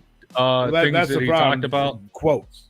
Everybody wants to read quotes, but they don't want to read the whole article, or they don't want to read everything that he had said. But yes, I know what you're talking about. The whole like gun, like, oh, we have to have. Oh this, no, not that one. Okay. I did hear that. I think that's stupid. A stupid thing to bring up because I am a proponent for for gun rights and stuff like that. I mean, and he wasn't wrong. You got to read everything though, because everybody's like, oh well, this is what he said, and no, it's not what he said. No, read all the explanations that he put behind it. The quote saying that, like, you know, black people they don't have the brain capacity, so they have to steal white people's jobs. I've never heard that out of that man. That's a little. I've watched plenty of that dude's videos. Yeah. I've read a lot of articles out of that dude, and I've never came across that one. Here, I know he was talking about like the DEI shit, which I totally agree with him. Like, if we have a DEI system, then you don't know if that pilot or that surgeon is qualified to do the job. All you know is that person got hired because of their base of their color skin. Well, I mean, let's see. I mean, I don't really want to get into it. I just. Oh no! Yeah, I mean, I don't agree with everything the dude stood for or had talked about and stuff like that. But there's a lot of stuff that, I mean, what I've seen him do is he went to college campuses for people to talk to people, to let people talk to him and but the debate points back and forth and they give their reasons, and he gives his reasons. And I don't blame you, Custom G. It's a lot of just talk, man. Yeah, I'm not gonna speak too much on it because it would be speaking ill of the dead. I don't know him, or whatever. But he was killed over his opinion. That sucks. And I don't think that I think it's crazy and very weird how much the Trump administration has like put him up on like this man is a god. He is a messiah. I don't see it like that, but I can understand why people do. It's crazy how much there was a release from the White House on 9/11. He actually that is said part of the administration. And he does do a lot of stuff. He's a fucking influencer, but he is that too. But they said that they were raising the flags at half staff today in memorial of him on 9/11. They didn't say anything about 9/11. They just said that we're putting our flags at half staff today because of him. That is so weird on a memorial for a national tragedy, the biggest this country has ever seen. You can always add shit. Well, they could say also, but that's the thing is they didn't. They just said specifically for him. I just think it's weird how much and all of the just the normal people that are on social media are like putting this dude up and like he was a fucking saint among men, like, and I'm like, whoa. I ain't saying that. I mean, even he'll tell you he has this that he's done. It's just weird too. It's just weird the response for his supporters have given him. I'm like, wait a minute, this guy's from everything. I support what he did was giving people freedom of speech. Yeah, that's what he do going to college campuses. He gave people a platform to stand like we do here. Like we give underground artists a platform to come on and tell us about them, so people learn about them. Yeah, no different than him going to a college campus and having people ask him questions. Why does he think like this, or why does he do this, or why is the administration like this, or why is that? What's your question, Virgil? And so I mean, he gave a platform for freedom of speech. Yeah, but I mean, a lot of people do, but I don't. Not a lot of people do that though. Well, there's a lot of like people that do speeches or that do college stuff and all that stuff. I don't know. I don't want to get into it because, like I said, the only thing I've seen about his work, other than the people putting him up on the pedestal, is that he's racist, he's a sexist, he's a xenophobe, and he spreads hatred. Like, was he hurting anybody? No, but he did spread hatred ideals. And how far does that reach go? But I'm not debating that because I don't have any. I only have a few facts of like things that he said that that doesn't sound too fucking good. I mean, I've never heard that dude say anything foul, but I'm not saying that he has. Yeah, well, I mean, like I said, this one, this is a direct quote. It says, "We know you black women do not have brain processing power." You say it in direct quotes, but we see how fast people make memes. I mean, it's. Let's see, I have considering the source. It was directly from his podcast. I mean, I'd like to pull that podcast and figure out which one it was because I'd like to hear that myself. Yeah, it was I think in 2023. I thought I had it in this one, but anyway, it was a direct quote from his podcast. But there's probably more that goes along with that too. People just want to point out. I mean, that's the bad thing about it. That's how shitty this world has gotten because a lot of people they take things and they just want to put a quote and then everybody else jumps on the train with it instead of doing the research themselves. Not saying that you didn't, but there's people out there that just create props. I didn't. You know what I mean? Well, I didn't. That's the thing. That's why I don't really want to continue talking about it because I don't. I only heard people that are like, "Oh my god, this is the best guy ever." I cannot believe I'm so appalled that this happened to blah blah blah. He was a fucking saint and everything. And then the other people are like, "Why are you celebrating a racist?" So like, I don't fucking know. Should he be killed over his opinions? No. Was he hurting anybody? We don't know because if you're spreading hatred, how far does that reach? Sure. So I don't really want to speak on it too much. And Virgil, to answer your question of how easy that shot would have been, that is not an easy shot. That's 200 yards. It is downhill. It's pretty much a straight shot, but that was still a pretty far reach. That was definitely a professional. Honestly, downhill, you not necessarily cut it in half, but it's actually traveling less distance going downhill. It's not quite an easy shot. It is a difficult shot. It's not like a hard shot, but it is not easy shot either. No, Especially that was a trained professional that did that. a 22-year-old kid is what they said. Yeah, well, you got to realize who's in our military. That man. we have snipers that are 20-year-olds, 21, 22, Sure. 23, Oh, yeah. 25. I'm not saying. yeah. I'm just saying. I don't think like, he was in the military, but we have trained professionals that are in that age group, if that's who it was. And I mean, if you grow up shooting guns your whole life, you got to learn a thing or two. Well, his dad was if it was that 22-year-old that did it, his dad was a sheriff and all that stuff, so he grew up around guns. So not a hard shot, not an easy shot. Kind of, you had to know what you're doing to make that shot. Oh yeah. But I'll tell you what, he used a high caliber. But like I was saying earlier, like Because I heard that motherfucker. not and necessarily has thump. anything to do with this topic, but you know how fast people come up with shit just to be an asshole, or to make other people like think that, oh, I'm right because I did this. You should believe what I posted up here. Yeah.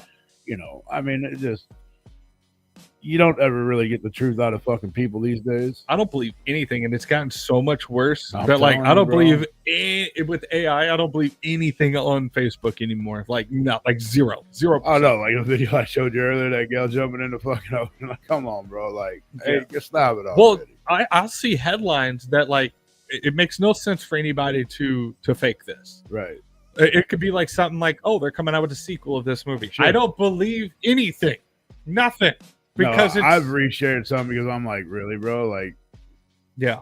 we're not doing this. Shut up. Yeah, and or there'll be updates in like a case, like a case. Like, I saw updates in the P Diddy case, and I thought he walked, but he's still in jail because, like, the fucking the I saw a headline where it's like, oh, he gets off, and it's like, because people are just making up anything for engagement and all that stuff. Like, it's so bad. They're trying to go viral and get that dime and make a couple. Well, these are like even coming from pages that I don't follow. They're Sure. like, they're just random groups on Facebook that I don't follow, and I'm like, sure.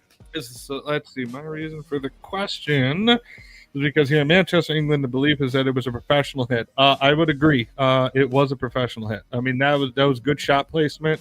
That was a high caliber rifle. He had a good vantage point.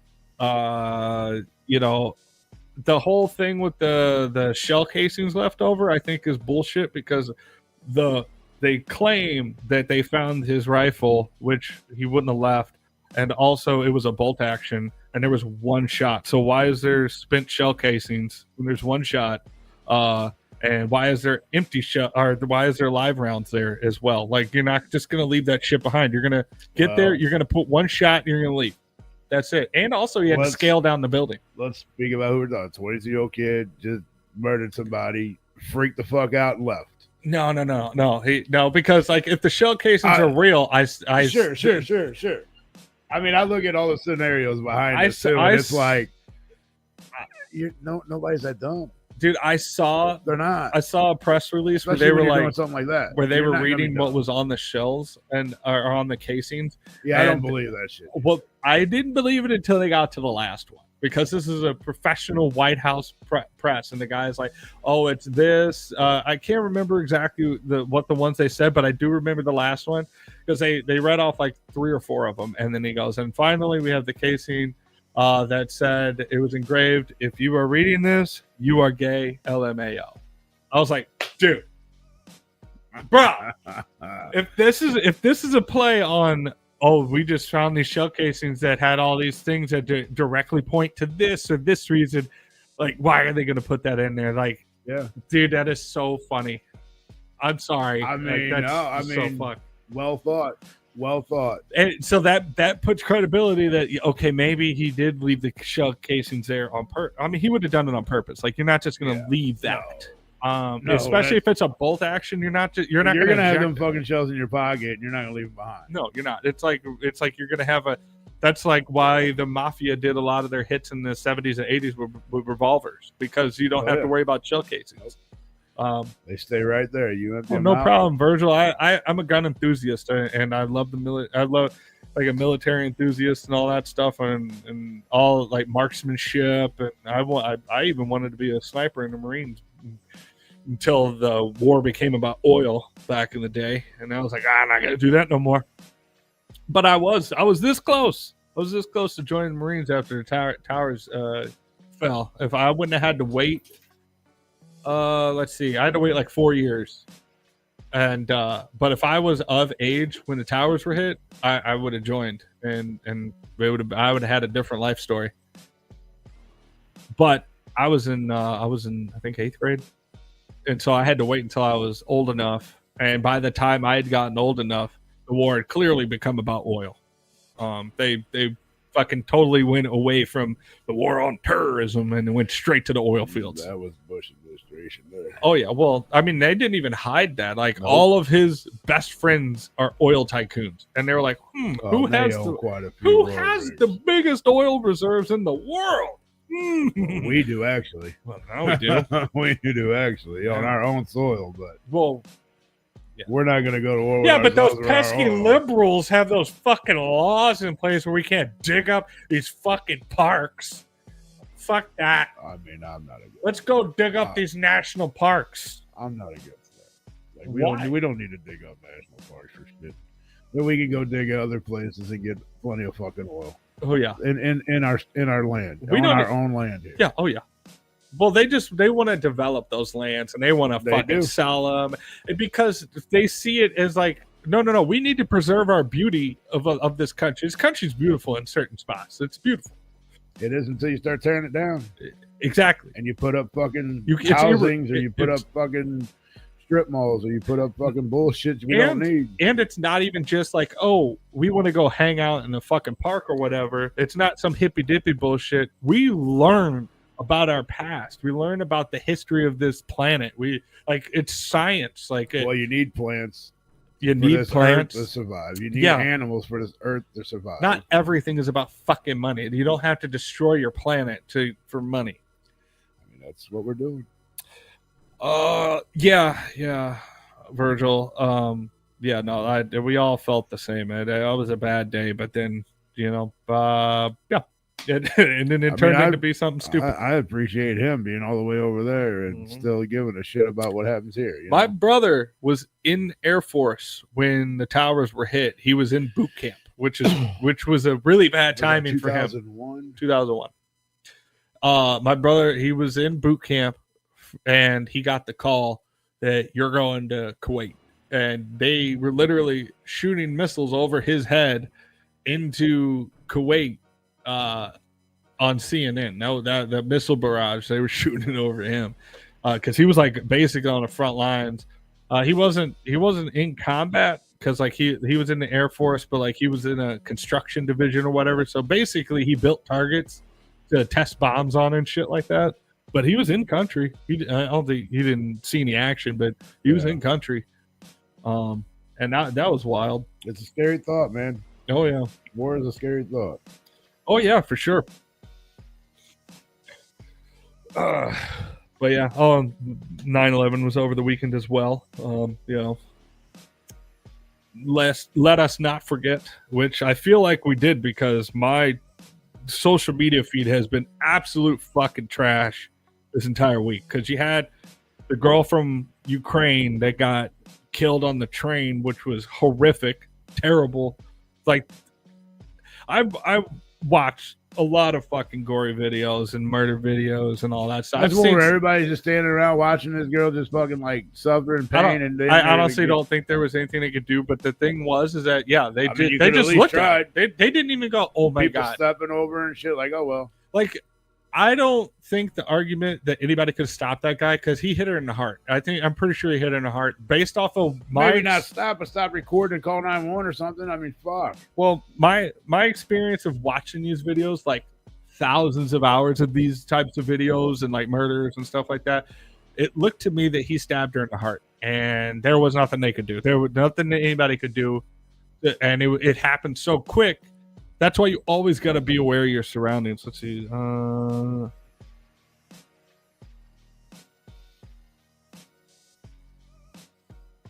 agree with that, Mikey. Yeah, you take everything back to, you make your own resources and shit like that. Yeah, that would be. I mean, we have farmers market down in Sougard.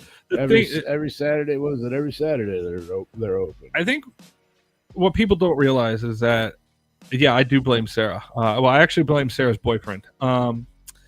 Shape. But you know, the thing what people don't understand in this country is that, like, you know, we're all arguing over this, that, and the other, and none of it makes any fucking difference. Like, nothing in your life is gonna make any fucking difference when you're gone. Okay, like, sure, you can make things maybe better. Like Martin Luther King, like he tried to make things better while we're here. You got to enjoy your time here because nothing matters. You know, it's still like.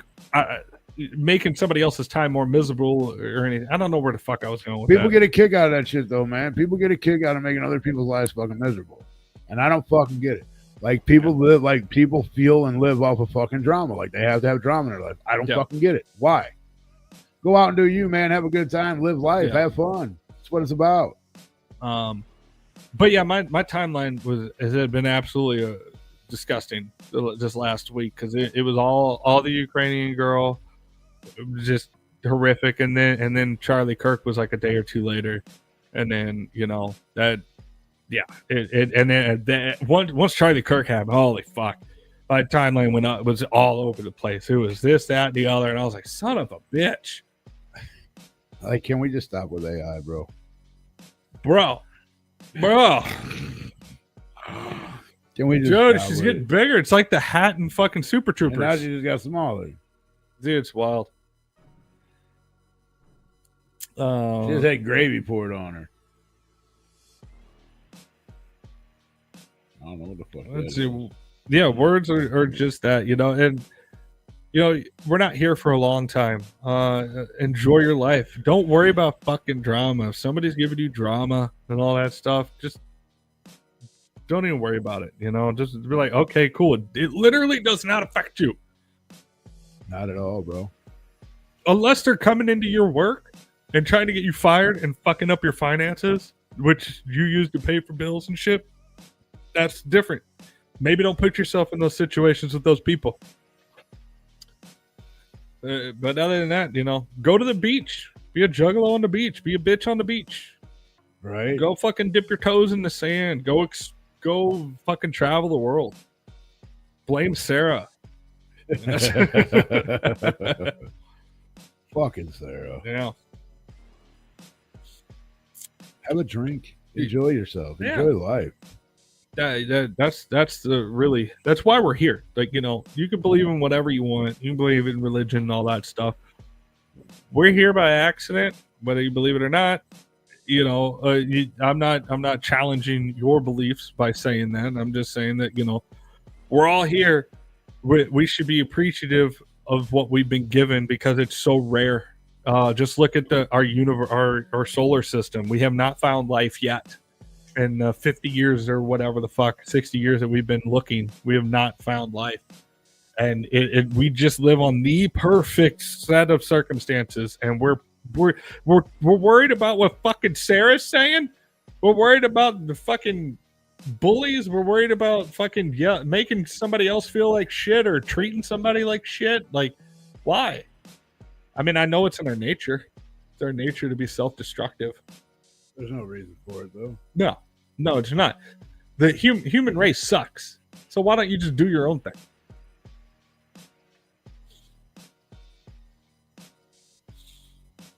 And, you know, I don't know. Like, and don't, if somebody doesn't believe what you believe, like as far as like belief system, like God and all that stuff, whatever religion or whatever, it doesn't fucking matter.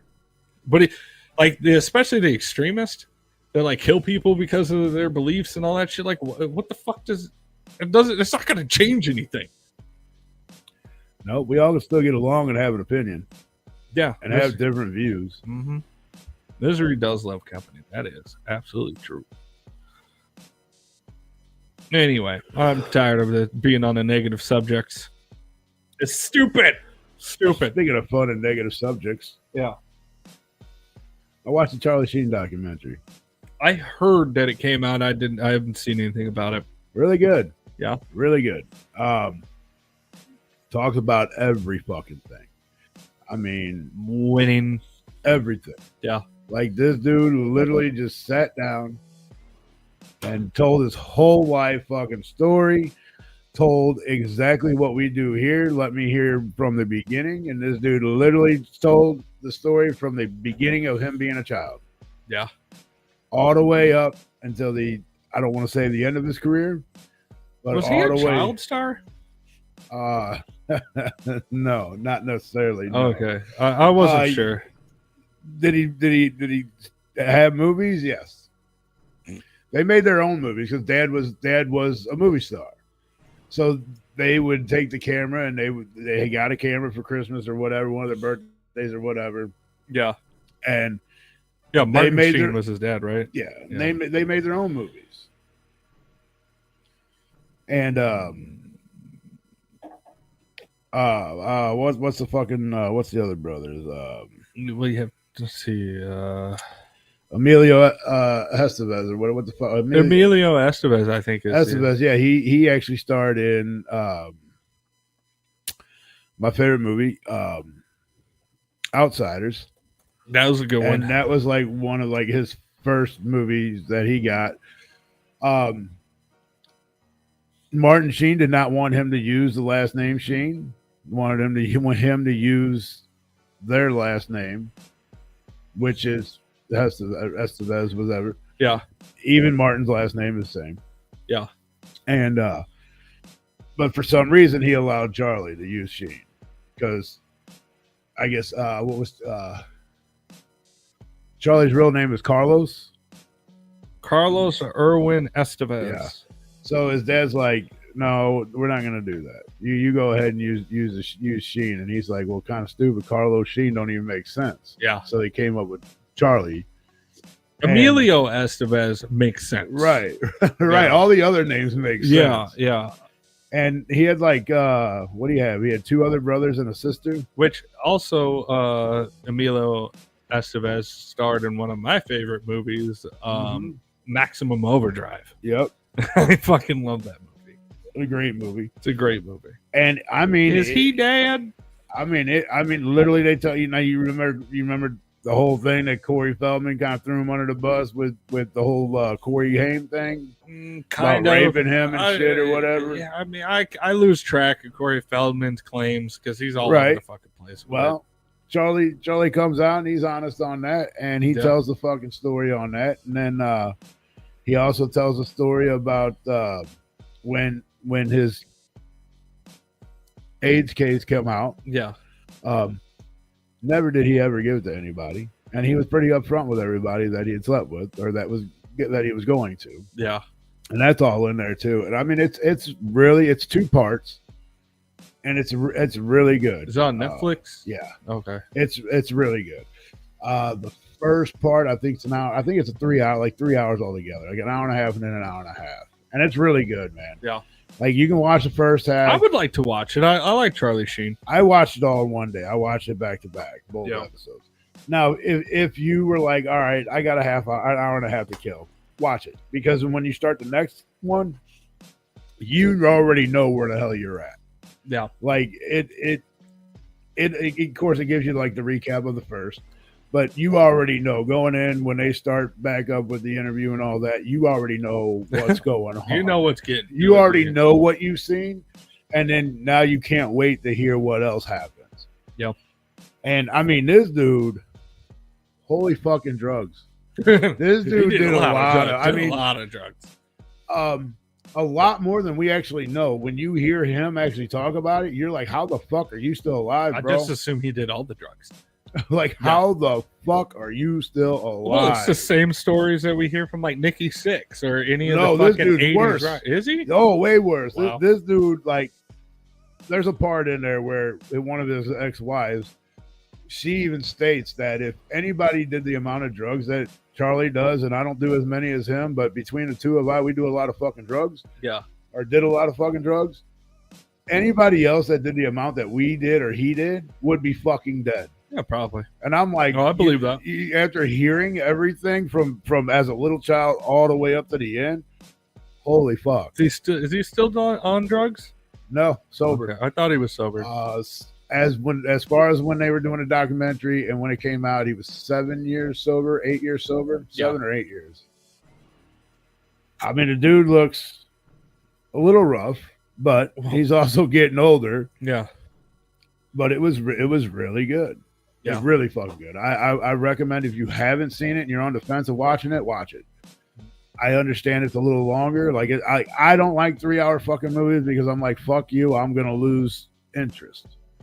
This kept me going all the way from the beginning all the way to the fucking end. Like once the first part ended, I'm like, I'm going to watch the second part. Fuck this. I got other shit I could be doing. Yeah. But fuck that other shit because I'm really fucking intrigued with this right now. I need to know what's going on. It's really good. And well, I mean, he's a captivated talker, you know. What's funny is there's one part where he goes into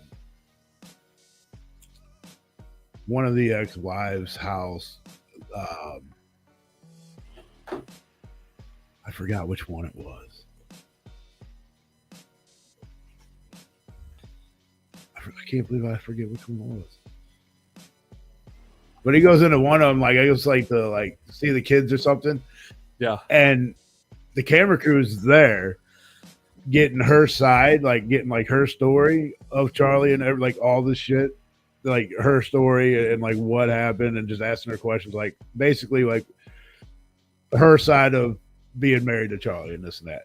And he didn't know. And he's like, oh shit, are you guys recording me right now? Like he had no clue. And they're like, yeah, we're doing a documentary. And he's like, oh shit, I didn't even know you guys are doing this right now. Yeah. You want me to leave? And they're like, oh no, fuck it. We're going to keep the cameras rolling. And this is what it is. Oh, that's fun. Oh yeah. It was really fun. Yeah. Dude, there's a part where, what the fuck was the one like, the popular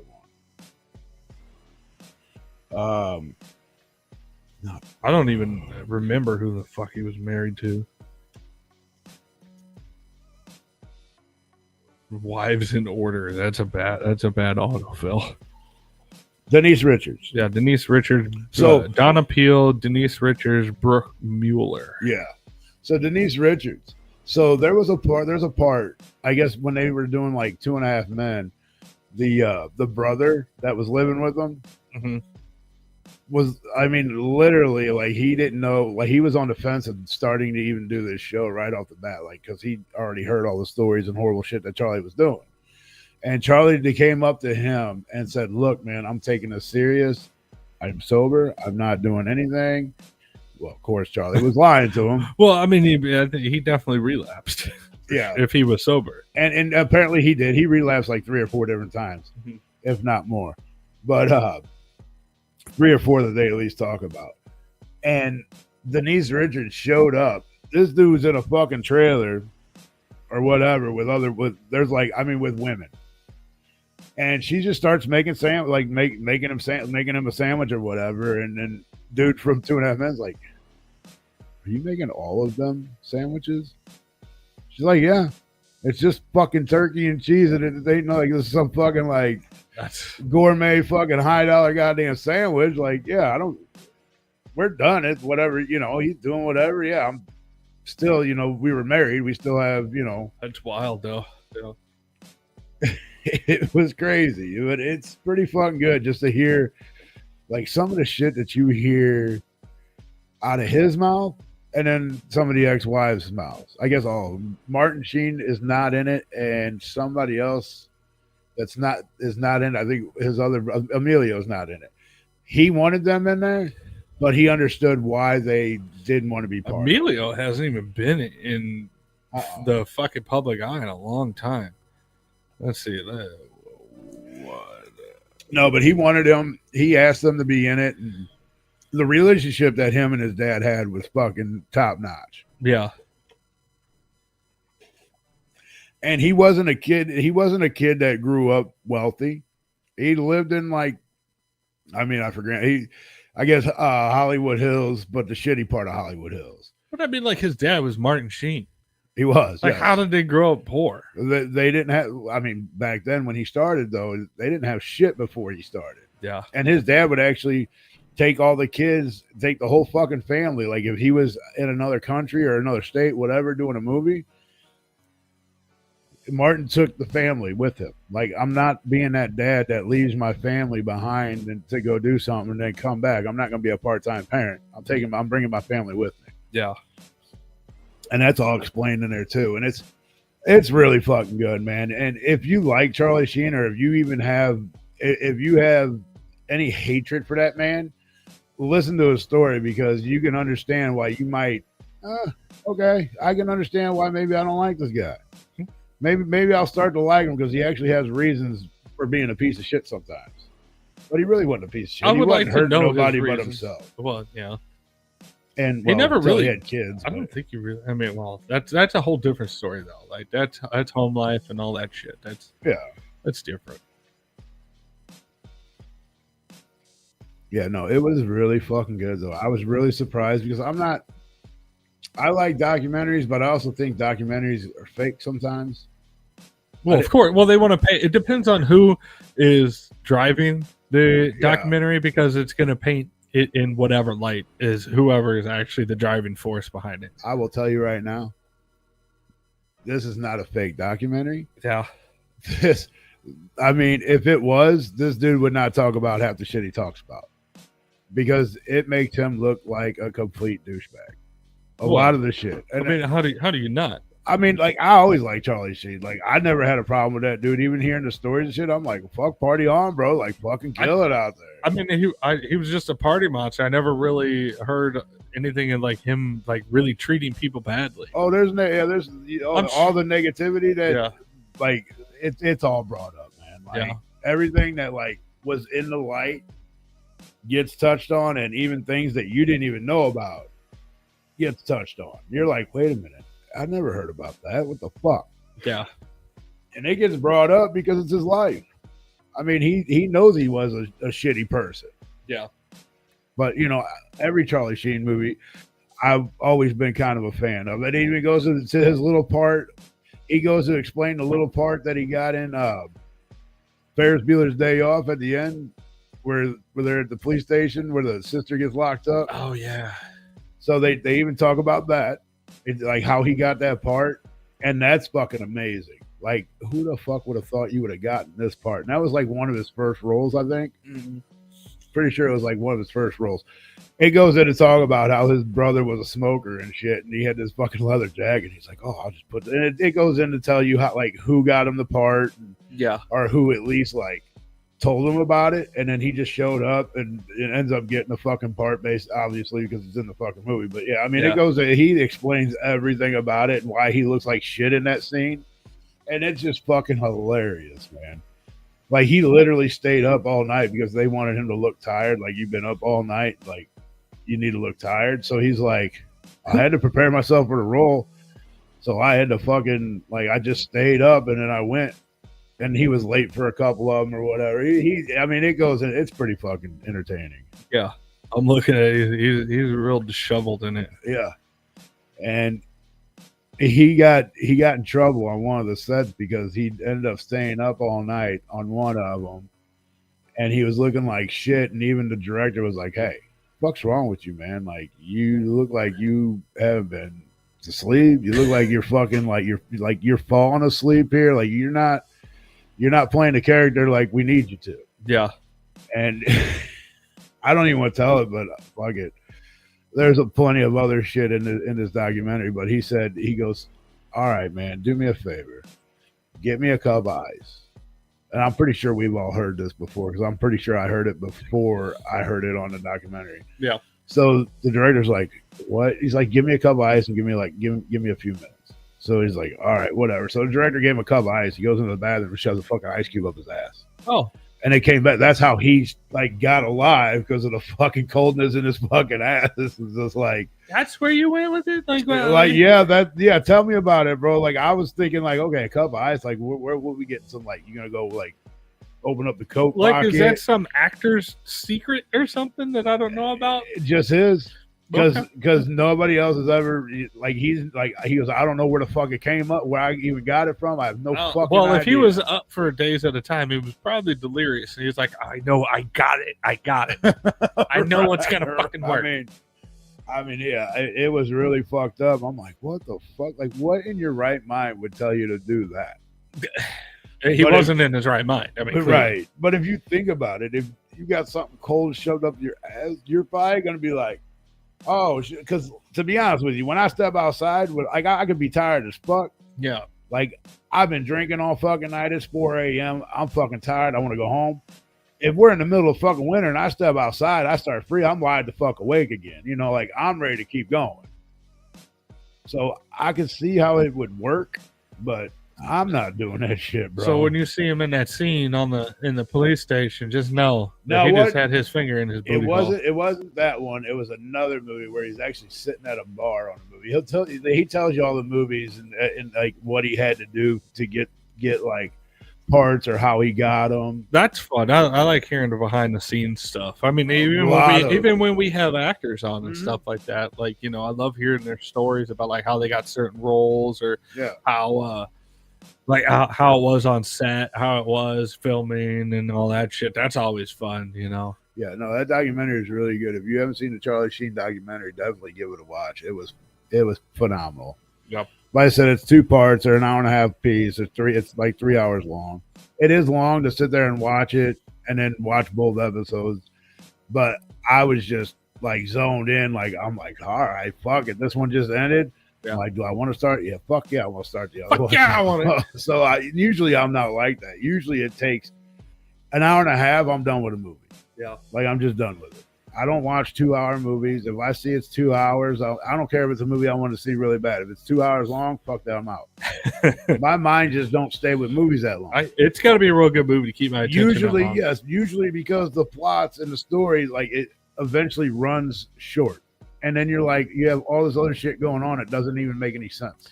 I've come to find out that, and I know this because Alex watches movies a lot, and I'll be like just hanging out, playing on my phone, watching video. Like I'm a literal iPad baby, and not in the sense of they didn't have iPads back in my day, Right. but I act like that, and it's my ADHD. I realize that like I'll be watching a movie, and if the scene sucks, or I've already played it out in my head, I was like, I already know what's going to happen. And I zone out for however long that shitty scene is, and that, 10, 15 minutes or whatever.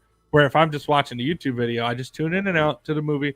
And like the thing is that Alex is like, you never watch movies with me and blah blah blah. I'm like, I actually watch a movie more than you do, because like I'll be able to recap everything that happened in the movie, and she'll be like, oh, I didn't see that part. And it's like, yeah, because you were on your phone, you weren't paying attention. Right.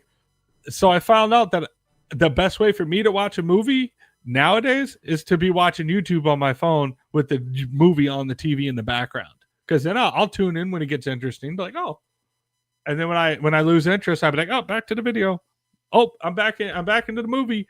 And like it's I'm able to multitask like that. And so like I think it's mostly my ADHD about that. It's hard for me to watch a movie, man. Maybe try doing that. Watch YouTube videos while you have it on in the background. I'll play on my phone and watch. Playing on the phone's different because when you're having to actively engage constantly, like the scrolling and stuff like that. Oh, no, I usually play a game. Playing a game, that's but I'm not intrigued with it. I mean, it's an easy game. It's a little match game. You just match these blocks.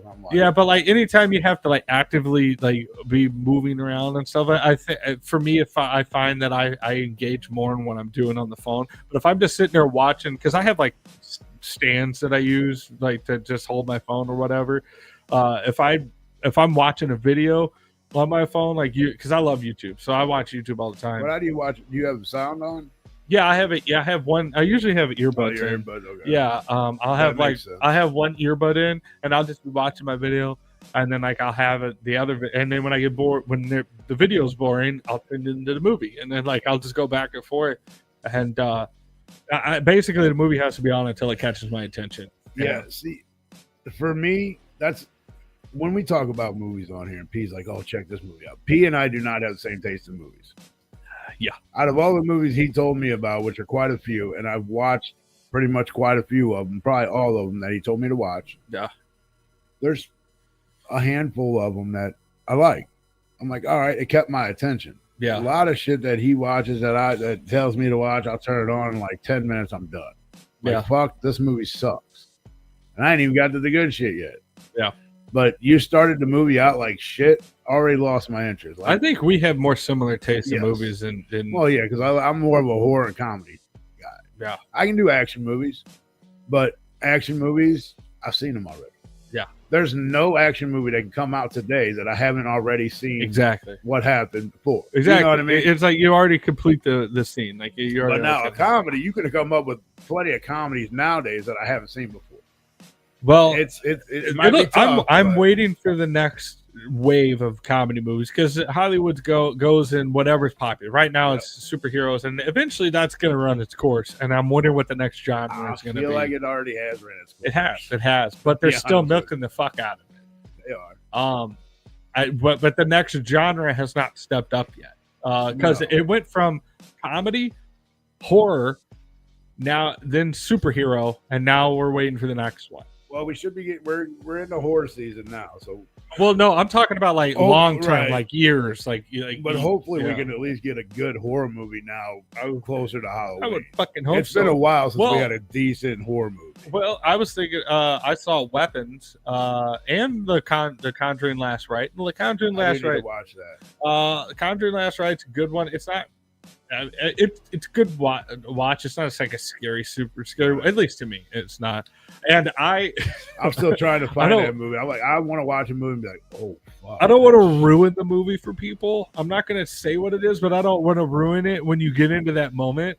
So, like, cover your ears if you don't want to ruin it. But the last scene, like the final fight scene or whatever in The Conjuring, I started laughing because I just took a step back from the immersion and I just started laughing and like because I'll watch things like being a content creator myself.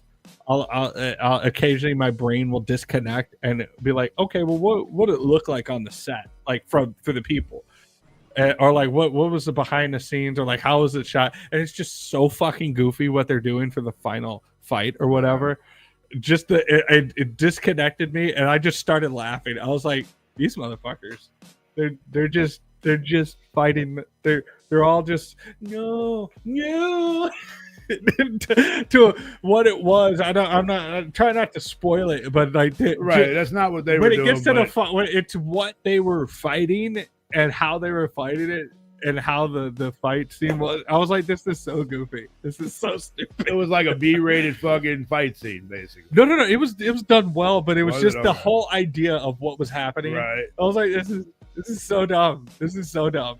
And then That's like just the thought of it, like I could say it off air, but because I don't want to ruin it because it is super new. But so I would I just started laughing out loud, and Alex was like, "What?" I was like, "Dude, they're look what they're doing. It is so goofy."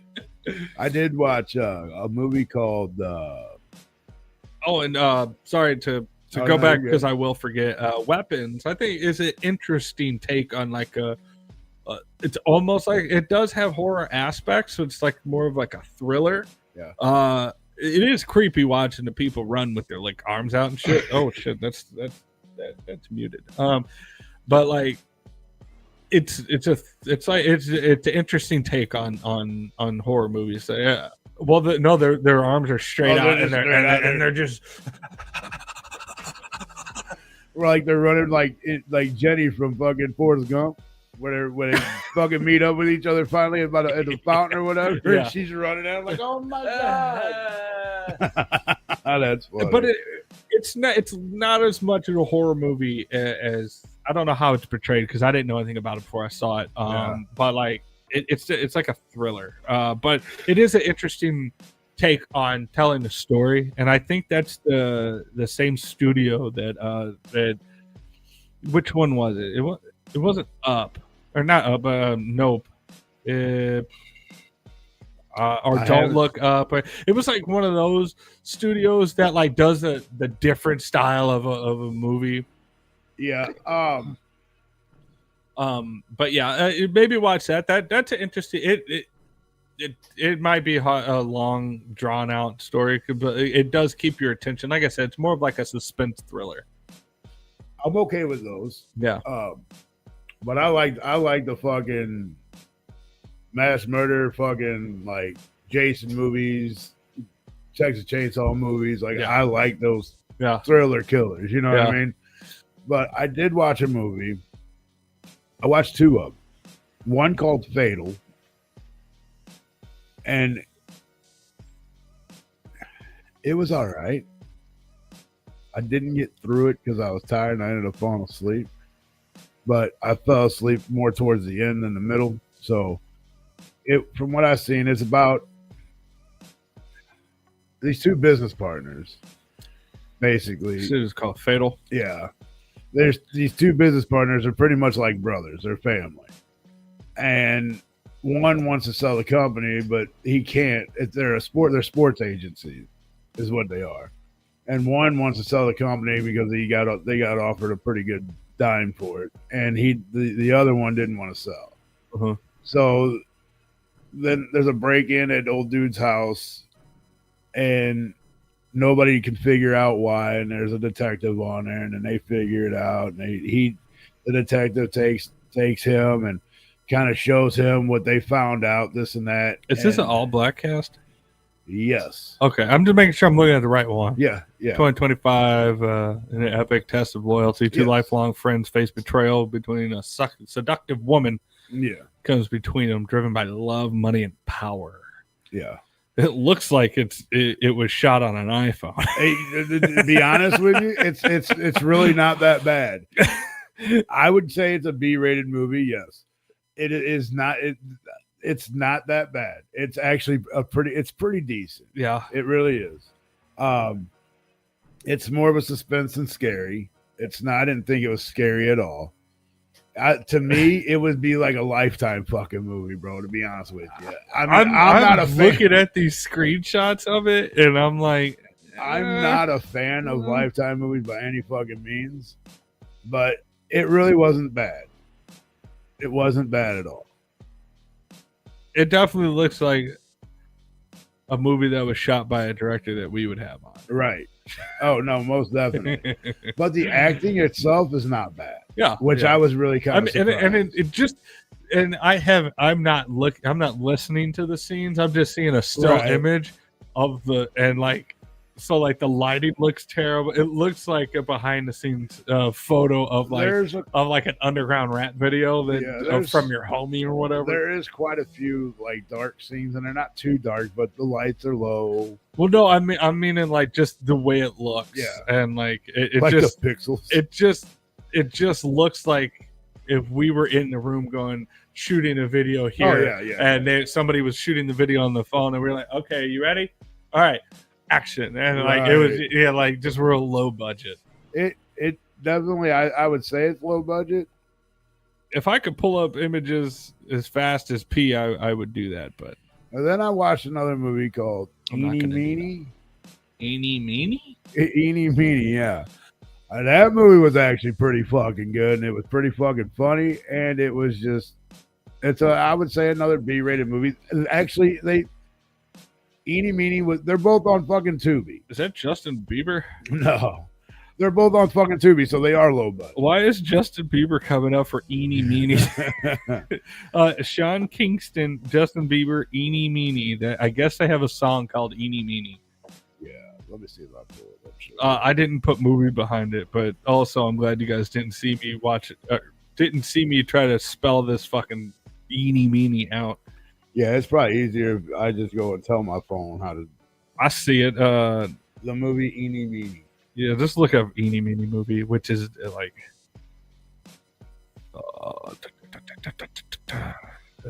It is EENIE. Yeah, it can't. Yeah, Meeny. Yeah, if you don't know how to fucking EENIE MEANIE. Yeah, I've never ever once in my entire life read Eeny or tried to spell it. I had no fucking idea I had 3 E's. Right. It's a movie about a heist, and this gal, she's a getaway driver. It's actually pretty good. And like her ex-boyfriend gets caught up in some shit. Go ahead, a 33-year-old actress is playing the title character in an upcoming thriller, Eeny Meeny. Okay, never mind. This isn't why aren't you giving me the description, IMDb? This is a fucking article headline. Follows a former teenage getaway driver who is dragged back into her unsavory past when a previous employer offers her a chance to save the life of her chronically unreliable ex-boyfriend. That sounds like something in real life that should end immediately after that phone call of, Nah. Click. Bro, this fucking movie, this fucking movie's fucking like it's. You said it was a thriller, right? Yeah. This motherfucker's a comedy thriller, if anything. My favorite. This shit is fucking funny. Like you're like wondering why you're laughing, but it's fucking funny because you've seen this shit happen to one of your fucking friends. Yeah. Or you seen like there's scenes that you're like, bro, I lived that like 5 years ago. Or like just like it's shit that would happen in real life. Yeah. For the most part. I mean, you would like you heard about these stories of these fucking idiots getting caught up like this. You know what I mean? Like my ex-boyfriend, I had to cover for his ass again. Well, what the fuck are you doing? He's an ex for a reason. Stop. Exactly. Stop fucking with him. But it's fucking hilarious, man. This fucking movie is pretty good. And it's on Tubi. It's all free, and it's worth a fucking watch too. I'd recommend watching that more than Fatal, to be honest with you. Yeah. That motherfucker kept my interest all the way through. It's pretty fucking good. Well, you want to tell him a little bit of a breakdown? I gotta go pee real quick. I do blame Sarah Shape. To keep the people entertained for like 45 seconds. I think I can do that. Yeah, that movie's pretty fucking good though. Okay. See, I'm not gonna be like pee and just fucking dip out. Oh, no, I want to make good. sure you're. No, I got it. Cause he'll fucking literally hit my arm on the way in. So you got this, right? I'm like, dude, I wasn't even paying attention to what the fuck you were Right. saying. Like, let alone Nobody was paying attention to what he was saying, Yeah. except for he got up. yeah, like son of a bitch. All right, I'll be right back. Yeah, so Eeny Meeny is just definitely like, dude, like I said, it's funny, and you already know a homie that's either going through it or went through the shit that happens in this movie. But yeah, it's about an ex-girlfriend. Her ex-boyfriend falls in some hard times, basically, and she actually gets caught up in the middle of it, and then she gets blamed for shit that she's got to figure out. So she's got to figure out how to get them both out of bullshit. It's just pretty fucking good. It's pretty entertaining too. Like I said, we've all like the shit that happens in this movie. We already know, like we've already known somebody that shit's happened to, and just to watch it like on a big screen is fucking hilarious. Like I laughed my ass off, and like this movie like starts out like her parents like come out of this fucking bar, and she has to drive them home, but she's only like 14 years old. So they get in the car. This is how the movie actually starts, so it ain't really spoiling anything. But her dad's like, "You're driving us home," and she's like, "Fuck, whatever." So they get in the car. And she's driving, and clearly you see her run a fucking stop sign. Like, it shows her, like, she don't even stop. She just runs the fucking stop sign. So, obviously, what's natural? Gonna get pulled over. Cop pulls up. It's like I said, she's only 14 years old. Oh. So, she's like, what do I do? Talking to her drunk mom and dad. Her mom and dad are both drinking. They were drinking at the bar, so they can't drive. Yeah. Come to find out, mom's got, like, a bunch of fucking coke on her. She's like, what do I do? Do I pull over? And he's like, the dad's like, no, don't pull over. And the wife's like, yeah, honey, it's fine. Pull over. Yeah, and you got my bullet for that one. And the dad's like, no, don't pull over. Remember what I taught you. And she was like, what the fuck? So I guess her dad was like a getaway driver as well. This is how she learned to become a getaway driver, basically. Oh, it's like a flashback. So she stops, and the cop pulls up, obviously, behind her. And the dad's like, you need to get out of here now. You're 14 years old. You have no business being behind this fucking wheel. Your mom has all this coke on her. Hit the fucking gas now. And she's just sitting there like, I don't know what to do. I don't know what to do. So naturally, the cop gets out of his car. When's the best time to floor the fucking car? Is when the cop starts to get like at right least before he touches your tail. Right? And that's where he got, and she just mashed the fucking gas and just boogied on the fuck out of there. And it's like that's the beginning of the movie. So that kept me interested. Like, holy fuck, we already got action going on. This shit is going to be good. And there's action all the way through. It ain't just like you couple scenes here and there. This motherfucker's a banger all the way through. My brain is telling me like, the immediate thing that popped into my head was Gone in 60 Seconds. Yeah. Where it's just constant, just fucking. But this ain't about stealing cars or nothing. Exactly, yeah. This is about getaway driver. That's all I'm saying. Like, that's I don't know why it went to Gone in 60 Seconds, but you said I was about ready to say that too. Yeah. It's kind of like Gone in 60 Seconds, but I think it's better. Yeah. Like the storyline is better. I'm Probably, not saying that, but Gone it in doesn't 60 have Seconds- peak Angelina Jolie. It does not. It does not. Well, I'm not saying that Going in 60 Seconds was not a good movie because it was a damn good fucking movie. It was one of my go-to movies for like months. I watched that movie probably like 300 times in the course of like 12 months. I watched the old one and I watched the new one. And I've never seen the old one. anytime either one of those are on the TV and I come across them, I'm like, fuck it, I'll stop and watch it. Yeah. Yeah, I still like Gone in 60 Seconds to this day. The I- old one or the new one. I don't care which one's on. I tried to. I've come across it a couple times. Or I should say the original or. I've come across it a couple times, just like little blips of it, and like I just see just how over the top Nicolas Cage is Right. in it, and I'm like, I don't know if I can watch it again. I don't know if I want to ruin it for myself.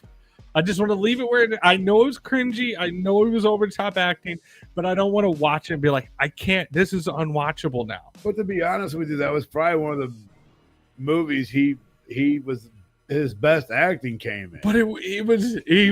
I mean, it is so kind of corny. over the top. It is kind of corny. Like it's over the top corny. Like, I gotta try. Right. What happened to Kip? It's like It is, yeah. But what some of my favorite quotes from him came from that movie. Like my favorite quote from him is like was when he goes in the diner and the gangbangers are outside and the cops are there and he goes, and I'm in here.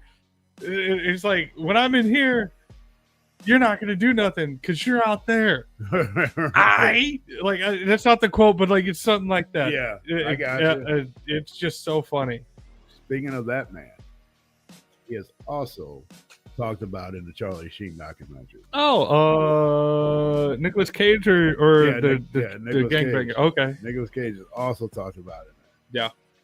There's a lot of people that are actually in there that you wouldn't even think. Like, what the fuck was his childhood fucking friends? And you're like, what? How the fuck were they friends? Everybody in Hollywood knows each other. Yeah, but they weren't even in Hollywood yet. Look at you, Hollywood. The name's Ice. I heard that. I don't know how true that is either, but I also seen that they're gonna make a third fucking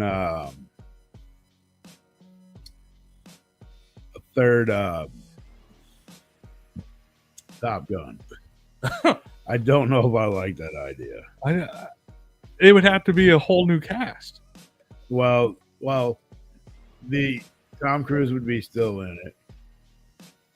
Val Kilmer's not going to be in it. No, he's passed away. And then like the kids from the second one would be in it, like Rooster and like the other people. I forget who all was in there. You're gonna hate me for this, but I've never watched Top Gun and I didn't watch Top Gun 2. I know pop culture about it and I know like the key points. I've never watched it. Okay. Who the fuck was this dude that was in there? I can't even. John Cryer's in this fucking documentary. Denise Brooke. Raymond Estevez didn't even know he had a brother named Raymond, did you? That's the other. No, I found that brother. out when we first started talking about that because I wanted to look it up to see what Emilio has been up to, which apparently he's a director and shit now. Yeah, he doesn't do shit but direct and produce. But then I saw that he had another brother. I was like, I don't know. Oh yeah, Sean Penn. Sean Penn is actually in this too. Okay. And like they grew up together. Charlie Sheen and Sean Penn grew up together. Yeah. Like nobody knew that. Nobody. So you watch the documentary and you're like, what the fuck? But Like, that's y'all knew each other since you were all little kids. yeah. Not to be a spoiler, but believe it or not, Charlie Sheen's best friend is a black man, a very nice black guy. I can't remember his fucking name though. I mean, I don't. But this dude, he put this dude like I feel sorry for him. Like, I feel not sorry for him, but I feel for him Yeah. because Charlie has put this dude in so many different situations, but this dude is also Charlie Sheen's best friend. There's times where they talked about, I hate to keep talking about this, but it's pretty fucking good. And usually I don't get stuck talking about fucking movies too often that like this, going back and keep bringing shit up. But well, you grew up with Charlie Sheen, so like it's I mean, it, you know, it's an iconic thing, you know. You're like, fuck yeah, if I like, you know, it's just Like, just one of those things that's just always been there. yeah, And like, he was a lot bigger back then, like, you know, decades gone by than he is now. I grew up watching the Charlie Sheen's all the shit that he's first ever started doing, like Platoon and fucking Cadets and fucking all kinds of shit. Like, if you want to take that man's discography or you know, cinematography or whatever fuck terminology it is, like his you know, all the things that he's done, the closest work of art of his that we've had is 2.5 Men. Yeah, and that was so long ago. it was. The dude did so many good movies in the 80s and the 90s. Well, mostly in the 90s, I think. And you know, he started in like late 80s, but 90s. Like he was in so many good movies. Yeah. And the dude fucking just nailed every fucking role, which he actually talks about that, like how he was just like, his dad was just really amazed on how well he picked up on things. Yeah. Like, especially like acting. And he's like, because he's like, he wanted to go over some lines with his dad, and he read it, and he's like, okay, you're done. And his dad's like, no, like, I need to know these lines. And he's like, you do it just like that, you nailed it. I don't give a fuck what anybody says. You're a natural. You're gonna nail it. I mean, yeah, it never seemed to be difficult for him. Never. I mean, some of the best actors are like that, though, like where that's just kind of almost their personalities on screen. You know, like Owen Wilson's like that. I mean, he eventually gets played out, but like, you know, but there are actors that are like that. That just it just comes at, like Johnny Depp. That's Johnny Depp. Both like that's kind of. I mean, obviously he dresses up a little different. Well, not really much different. But he still wears eyeliner. I don't give a fuck. He also wears all the flair and shit. Well, he did. I don't think he does as much anymore. But yeah. So yeah, the natural thing. Yeah, but I'll go back. Like, so is his name Rodney? I hate to say that, but it's probably not. What, his friend? Yeah, I can look it up. Like dude, I feel so bad for him because there's times where Charlie Sheen would have parties at his house, and he'd kick everybody out. Like, he's had enough. Like, everybody get the fuck out of my house. Except for him. Charlie did not want him to leave. And this dude, when he lived at his house, he always had a room next to Charlie. Chris Penn? Who? Chris Penn. His childhood friend Chris Penn. Oh, he passed away in 2006. And then Tony Todd. Tony Todd, that's it. Yeah. Okay. That's it.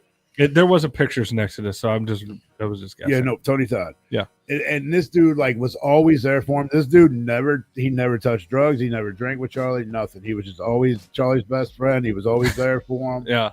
It was his crazy white friend. I get it. I had some of my best friends are black, and you know, I don't see them as often as I used to. Actually, two of my best friends are black, and you know, that I'm the crazy white guy. I'm the crazy white friend. You know, right. And so like they're not going to do what I'm doing, and I'm not doing what they're doing. Right. You know, but like we have fun together and shit like that. So. But yeah, so this dude there's times where like Charlie relapsed and he was drinking, and his daughter called him up and wanted it. She needed to go somewhere, and Charlie was there like go. Where the fuck was it? She had a hair appointment or some shit. Yeah. And so Charlie was like basically the only right that she had left because mom couldn't do it. So she called Charlie, your dad, and asked him, and he's like, fuck, dude. He called Tony up. He's like, hey, man, I've been drinking. We got to go get my daughter. I got to go take her to do this thing. You mind driving? He's like, no. But then that kind of was like a fucking eye-opener for him because he sat there and watched his daughter, like, not that she said anything, but always like she had a look in her eye, like, why couldn't this be just dad and me thing? Why is this other person here? So that actually kind of opened up his eye to like, fuck, I really fucked up. I need to go back and I need to get sober again. Yeah. And so I think that was like one of the turning points for another time before he relapsed again. But this dude is a fucking train wreck, and this Tony Todd dude, like, mad love to that dude because he one hell of a fucking friend. He's seen a lot of shit.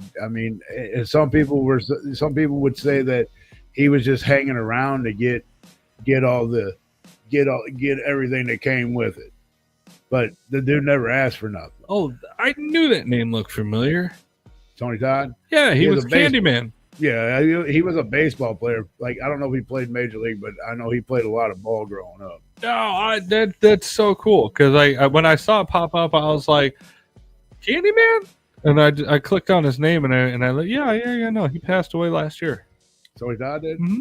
Okay, so they did this documentary clearly. I mean, he's in it, but yeah. Yeah. I think I think I knew that because I think at the end it tells about Tony. It probably does a rest in peace or whatever. But Yeah. that's interesting that was his best friend because I am familiar with Tony Todd. Yeah, you wouldn't know unless you looked him up. But yeah, I mean, this dude, like, he's been through like fucking hell and back, man. And I guess you could say that, some people would say that he was just like around for like the fame and for Charlie to buy him this, buy him that. Charlie bought him a lot of shit, but he never asked for it. Yeah. But he also earned it for having to deal with the bullshit. And even Charlie will tell you that, like, some people would say this dude was just there for all the bullshit. But well, to really be fair, I mean, Tony Todd was an established actor, and like very early on, like Candyman was when was it 92? It was 92. Was it 92? Yeah. Oh, but they were childhood friends. Like, yeah. Literally, like, before they had careers. Well, yeah, that's what I'm saying. That he had his own career. Yeah, like he wasn't just mooching off of Charlie for whatever reason. He had his own shit. No, but even doing his own shit, he was still always there about it. He was always like Charlie's right hand man. If you see Charlie, you see Todd. Yeah. You saw Tony Todd, whatever. You'd seen them. Yeah. They were always together. Like, and if they weren't, it was because they weren't doing nothing fucking, like, they weren't going out or nothing. They were busy doing something else. Like, maybe Charlie was doing a movie and he was doing a movie or whatever. But that dude put this man through a lot of shit, man. Yeah. And you want to feel bad, like, not feel bad for him or sorry for him, but you feel his pain. Like, I feel his pain because, no offense to P, but P gets fucking hammered sometimes, and you're trying to get this motherfucker out of the car. He's just kind of acting a fool, and it's like, bro, we got to go. Like, fuck this. I'm tired. I want to get home. I'm ready to go to bed. And he just wants to fucking party.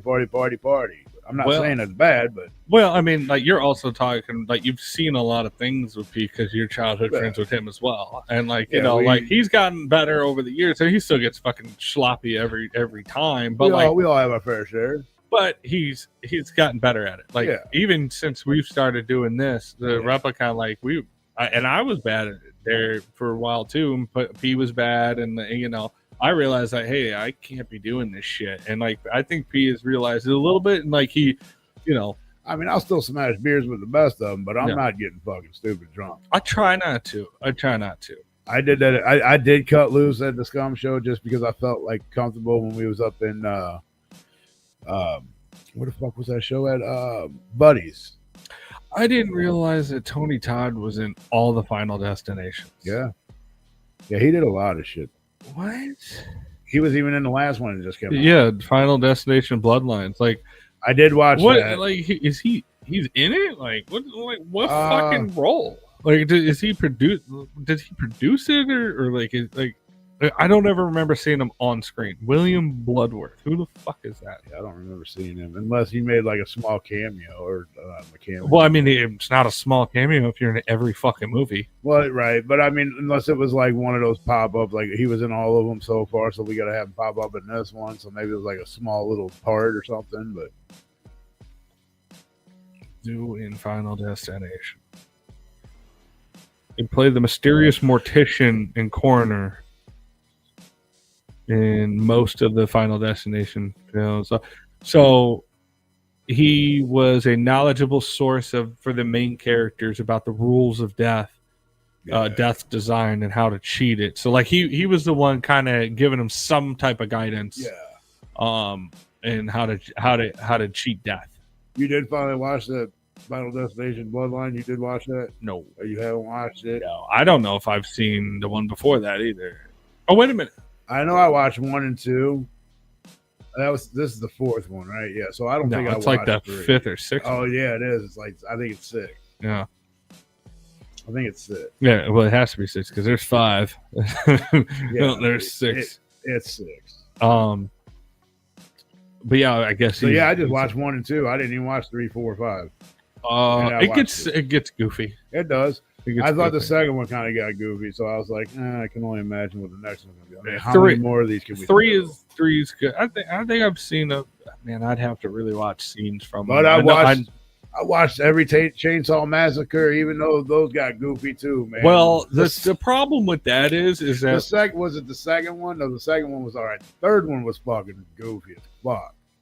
the problem with the Texas Chainsaw Massacre is that it was kind of just a free for all for anybody to make any of the movie, and then it would slap Texas Chainsaw Massacre 4 on there or whatever. So then you get the cross-dressing, Tommy, you get the fucking Matthew McConaughey with his robotic leg, which still, to this day, one of the most disturbing on-camera kills ever, where he stands on that bitch's head. Yeah. Like, that scene fucked me up as a kid. Like, and I say fucked me up, like, it stuck with me that, like, wow, that is fucked up.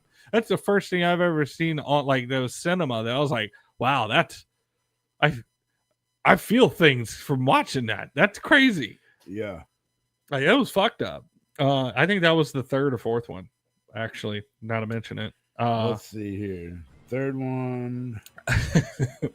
The The third one was goofy. The Next Generation was fucking goofy. But then the 2003 remake was actually pretty good. The 2006, the beginning was pretty good.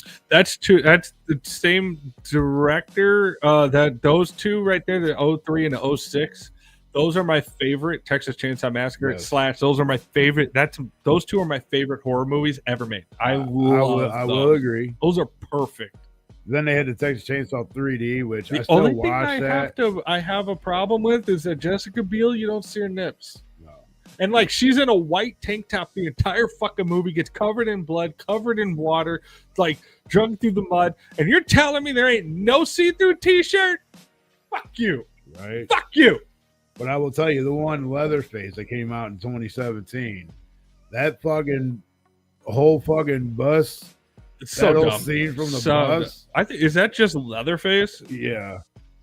Yeah, that's so dumb. The Where they movie go was- to that one random fucking town where the guy's like, I'm buying this town and I'm bringing my friends, Well, or that's- whatever the fuck the That's thing where was. That's where I do love that scene where he gets on the bus, though. That is that's the It's only best part of the movie. so over the top. That town was in was that the 2013 or 2006 one? I know the town was in one of the other ones prior, so that's why the Leatherface one was, I guess, created around that little town. Because I know one of them before that was already in that town, because I remember seeing that town before. And then I remember the old lady, because that's where the old lady with the shotgun, when they were on the bus and the gal got off the bus or whatever was running, and it ran into the old lady. The one of the old she escaped Leatherface once before, so then she's with the shotgun. You've seen I've seen the movie one time. Okay. I don't really recall a lot of it because it just sucked. Now, did you watch the 2022 Texas Chainsaw Massacre? I feel like I The did. newer one that I came feel out? like I did. Hold on. That one was actually pretty. I thought it was pretty decent. Why the fuck we needed 9 of them, I don't know. But it wasn't terrible. I'm looking at that Leatherface, and what the fuck is that? Right? What is that mongoloid? Like, he looks derpy. Yeah.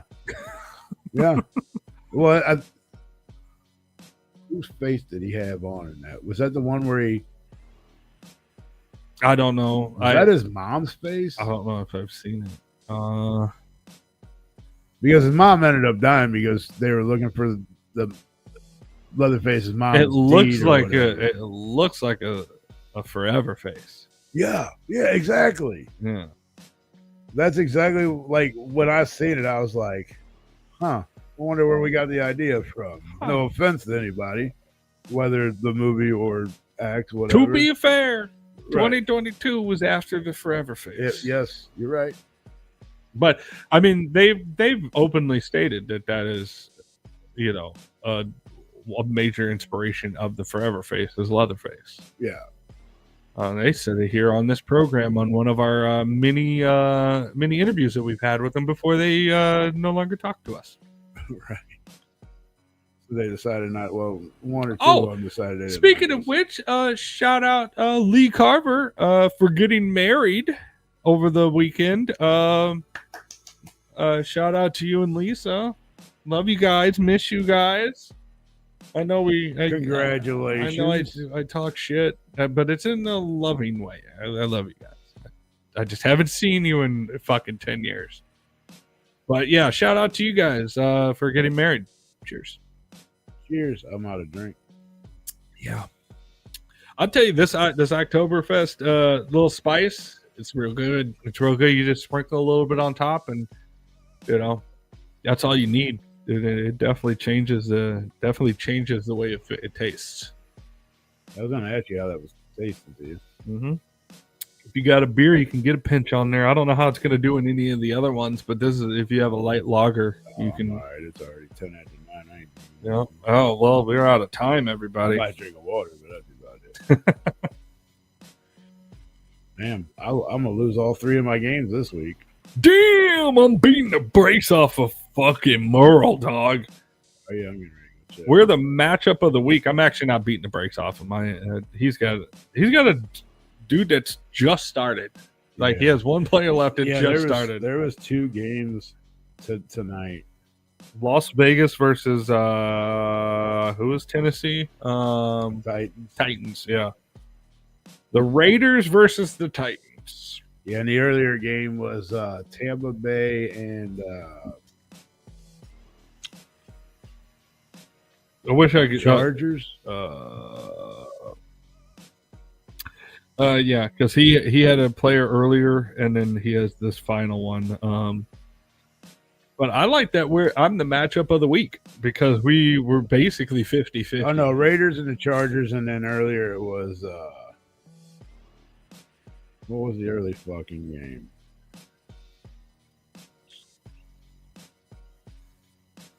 Let me go find that.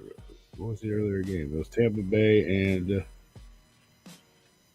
the Texans. Yeah, it doesn't show me who the team is. Man, I picked that one right. I missed. Man, listen to this shit. We do that pick'em challenge at work where you pick all the winners. You all the teams that are playing that week. Yeah. You go down the list, which I think this week there was 15 teams playing, or 15 games. You go down, you pick winners. Okay. First, noon games are over. 3 o'clock getting ready to hit. I missed. I made it. I missed 2. I missed 2 during the earlier games, I do believe. Yeah, I missed the Dolphins and the Patriots. I picked the Dolphins to win that game, I picked the Dolphins, Patriots to won that game. Then I picked the Steelers to beat the Seahawks. Mm-hmm. The Seahawks lost that game, or the Steelers lost that game. So I'm going in to the 4 o'clock games, only 2 game loser. I get through all the way to last night's game, which was the Falcons and the Vikings. Mm-hmm. I picked the Vikings to win that game. They look like shit. So now I have 3 losses. There's a knucklehead that had 2 losses. Yeah. There's a couple of people that had 3 losses. They're all in the running. Me and the dipshit that had 2 losses, we had the same fucking teams going in. Ooh. I'm like, you motherfucker, so that automatically kicked me out. Oh, that sucks. I'm like, you motherfucker. And then, of course, I picked the fucking Chargers to beat the Raiders, and then I picked the Buccaneers to beat the Texans. I've only got 3 losses right now. But it don't matter because the other dude and even if he kicked me the fuck out. I'm like, you motherfucker. Boo. And I thought about taking New England. That would have just gave me the 1 loss. But I'm like, dude, the history behind New Orleans or New England and Miami. Mhm. Miami's got their fucking number. Miami's beat them even in the Tom Brady days. Miami's fucking beat them. Yeah. Miami ain't do shit this time. You know why? But had the Vikings just won the fucking game like they should have, It's because of Joe's girlfriend. I think it's because of fucking Taylor Swift. I did see the picture of them crying. Yeah. You know they're getting married, right? Yeah. I know old news. So goofy.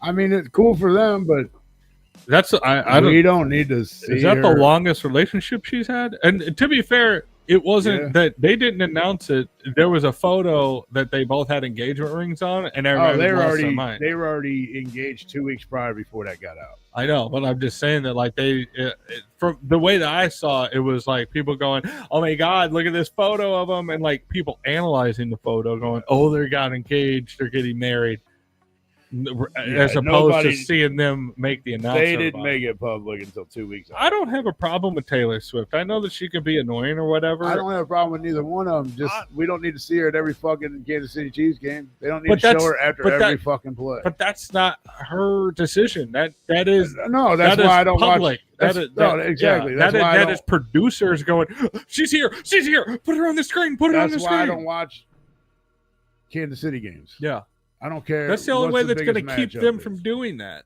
And I know a lot of people are not watching them because of that. Well, and they apparently she was at the game, and they I think they might have showed her once Yeah.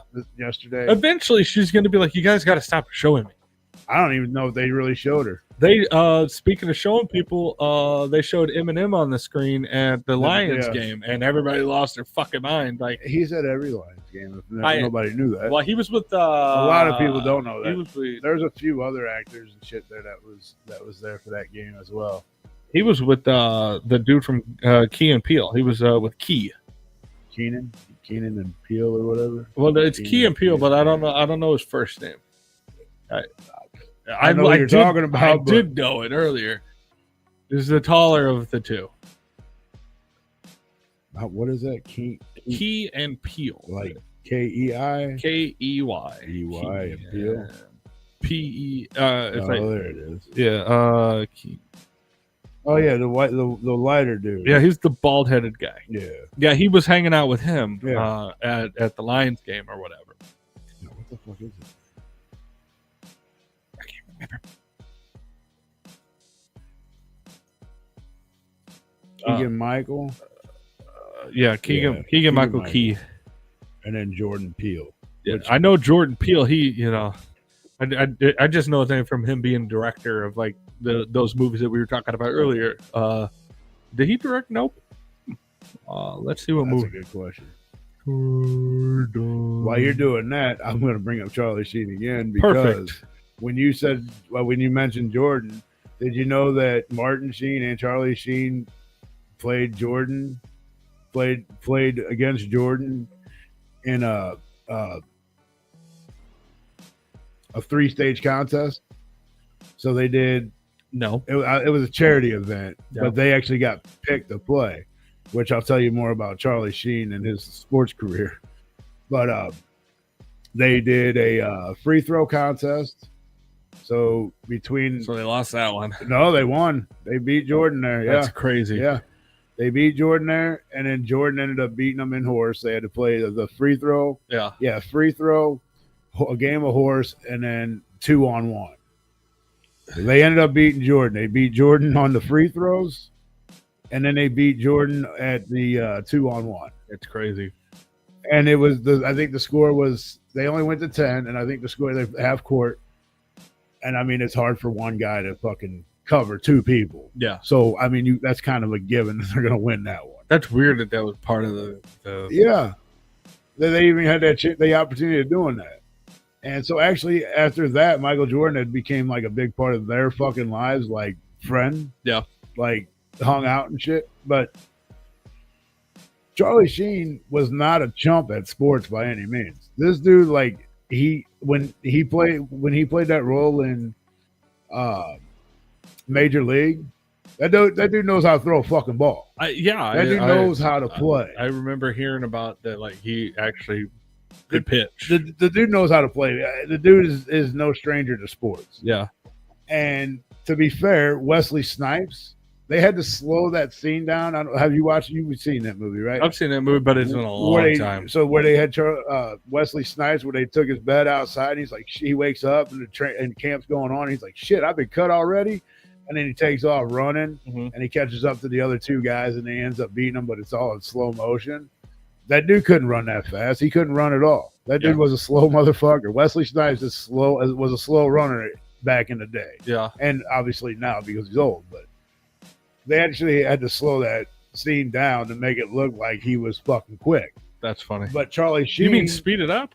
They slowed the two guys down. Somehow I know how the shit works, but they slowed the scene down to where the two guys were actually going slower because they were actually running faster than Wesley Snipes. So they actually had to take them and slow them down more, and then they sped Wesley Snipes up a little bit. They took that scene, and basically what they did was slow the two guys down and then sped his part up a little bit to make it look like he was just blowing them out of the fucking water, which he wasn't. Yeah. But Charlie Sheen went into that movie already knowing how to fucking play. So he was no stranger to sports. And then there was another, like, they went to, like, this ball field. Like, I think it was him. Who the fuck was with him? Holy fuck. Him and I think one of his childhood friends or whatever. And this is like when Charlie just got out of, like, rehab or whatever. He went and picked him up. And they went by one of the baseball fields. And there's a baseball game going on. And the buddy went up and said, hey, Charlie Sheen's here. You mind if he, steps in and takes a bat, takes that bat or whatever? Yeah. And they're like, fuck no, yeah, he can, fuck, we love Charlie Sheen. Like, that dude's fucking awesome. He steps up, that motherfucker cracks a home run. Just smokes this fucking ball. Only home run he's ever fucking hit in his life. But I mean, and these are like, I don't want to say college kids, but like maybe high school, maybe college. I think it might have been college. But he smoked this fucking ball, dude. It just hammered the piss out of it. Yeah. And the dude is no stranger to sports. So when you see him actually out there like pitching and doing shit, like that's actually him doing that. It's not no camera editing and shit. It might make him look like the ball's going a little bit faster, but that's it. That dude knows how to do shit with sports. I'm over here I was just looking up shit, and I looked up Michael Jordan to see what he was doing these days and all that stuff, and I came smoking cigars and doing nothing. No, he's doing shit. But I didn't realize he is one of the richest celebrities in the world. The dude's got bank. He's got $3.8 billion, and he can he can thank his mother for that. Because of the deal that she made with Nike for him. Yeah. That was all her. And the amount of money he makes just off of fucking Nike alone, off his shoes alone, is fucking insane. Yeah. Oh, yeah. She was no dummy. His mom was. Have you ever seen that movie, Air? No, I don't think I have. The whole making of the whole, Air Jordans. It's a movie, pretty much like a documentary. Mm-hmm. Or wait, was that? Yeah, it was in that. Yeah, it was that movie. They literally made that shoe after him, obviously. But his mom, like his dad was like, fuck yeah, we'll take, but his mom was like, no, they need, this is what we're asking for. If you want this is what you're giving up. Otherwise, you're not using my kid's name. You're not doing shit with him. And they agreed to I think it was 1% of sales of Nike alone. Yeah. And then another percentage off of whatever they sold of his shoes, the Air Jordans. Mm-hmm. Dude, his mom was fucking smart. That's another movie worth a fucking watch. I have not. I've never even heard of it. But I mean, I've never really been interested in basketball. Oh, it's all about Nike. I know, but I'm not a Nike fan by any means, but I know, but I just, it it's just something that I'm not into shoes. I'm not Right. into Nike. I'm not into that type of shit. I'm not a big sports guy. So like I would see that and I'd be like, I'm not watching that. I wanted to watch the documentary that came out about Michael Jordan. It kind of made him look a little bit like an asshole. And I still never got around to watching that. Honestly, I think you would like it. Hey, little doggy, go find somewhere to rest. You got a half an hour. 30 minutes. Get out of here. Go play. Shit, you can have 6 minutes. Right. In the stream. Bah! But yeah, I mean that movie's pretty good. I mean it's real. I mean it's not. I mean it is about the shoes, but it's not. It's more or less about the company, I guess. It was pretty good. I enjoyed it. Origin of Air Jordan basketball shoe line. Yeah, I did. It just doesn't seem like something that would interest me. Is that a little Dicky? No. I'm looking at one of the little screenshots. Yeah, the curly hair, the blonde curly hair dude. No, the brown haired guy with the glasses on and the sunglasses. Yeah, he looks a little bit like Little Dicky. Yeah. Oh, another movie I watched over the weekend. I know it's an older fucking movie, but what the fuck's the name of it? The McDonald's movie. Oh, yeah, the one with Michael Keaton. Yeah, I've seen. That dude's a fucking prick in that movie, dog. Oh yeah, the founder, like he stole their idea. Yeah. That's why I didn't want to watch it because I felt real bad about it. But whatever. If you watch it, you really feel bad for these two brothers that started McDonald's. Yeah, I've seen clips from the movie, but I've never watched it. Oh, watch it. It's actually pretty decent. I've heard it's a really good movie. I was blown away by it. Yeah, I want to see a movie like that about the Waltons. Oh, that would be a good fun. But I want it to tell the truth. I want it to be a fucking dark movie because the Waltons are not a good family. I don't know if you're gonna get that, but it would be cool too. They control the fucking world. All right, I got to pee myself. He's gonna pee. I don't know what the. Oh, I can do. You got this for a minute? Yeah, I can do this. I can entertain the entire masses that are watching us right now, all the hundreds and hundreds of people. Yeah, I'm gonna take a piss and I'm gonna grab water real quick. Yeah, let's see. Let's do fun. Let's do this week in history while he's gone, huh? Oh, why not? I got it. Well, yeah, no, I got it loaded up. Might as well. Oh, let's see. I'll just pick these ones out. What's a good one? Ooh. On this day, September 15th, 1904, the Boston Braves play their first game. Let's see, known as the Boston Braves, then known as the Boston Bean Eaters, take the field for the first time under their new name. Rebranding was part of the early 20th century baseball turbulent landscape of the franchise changes and the city loyalties. Basically, everybody was changing their names all the fucking times. We had the St. Louis Browns, and then that eventually went over to the Cardinals. I'm sure I'm probably wrong on that, but yeah. So they changed their names all the times. Over time, the franchise would evolve and relocate, eventually become the Atlanta Braves. Nice. What else is going on? Ooh. This week in history, September 16th, Tuesday. In 1620, the Mayflower departed the Plymouth for the New World. Let's see, on this date, the Mayflower set sail carrying 102 pilgrims bound from what would become the Plymouth colony. The voyage was perilous and with cramped quarters, storms, and uncertainty. Yet the Pilgrims' quest for religious and political freedom remains one of the foundational myths of American settlement. Their arrival and interactions with indigenous peoples shaped early colonial history in both cooperation and conflict. A lot of conflict. Those Pilgrims are pieces of shit. Absolute pieces of shit. See what else happened. Tuesday, let's see, September 16th, 1908, the General Motors was founded. William Durant incorporated General Motors in New Jersey after acquiring Buick. Durant, though not originally enthusiastic about cars, saw the potential of assembling different automobile brands under one corporate umbrella.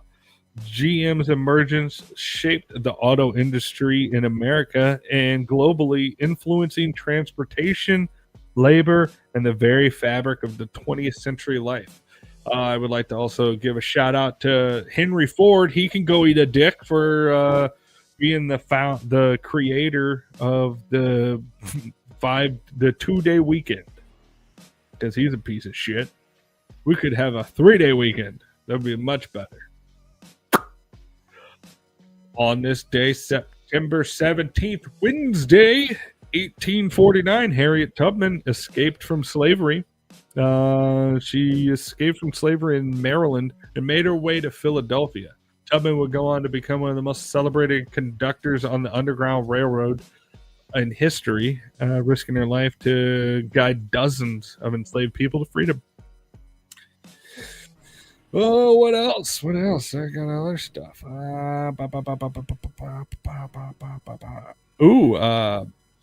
Thursday, September 18th, 1947, the U.S. Air Force becomes an independent branch of the military.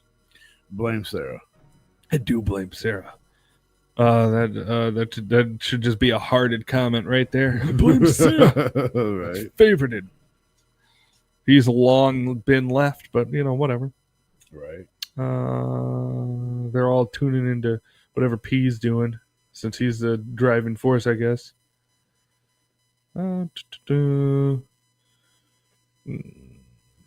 What else? Oh, what?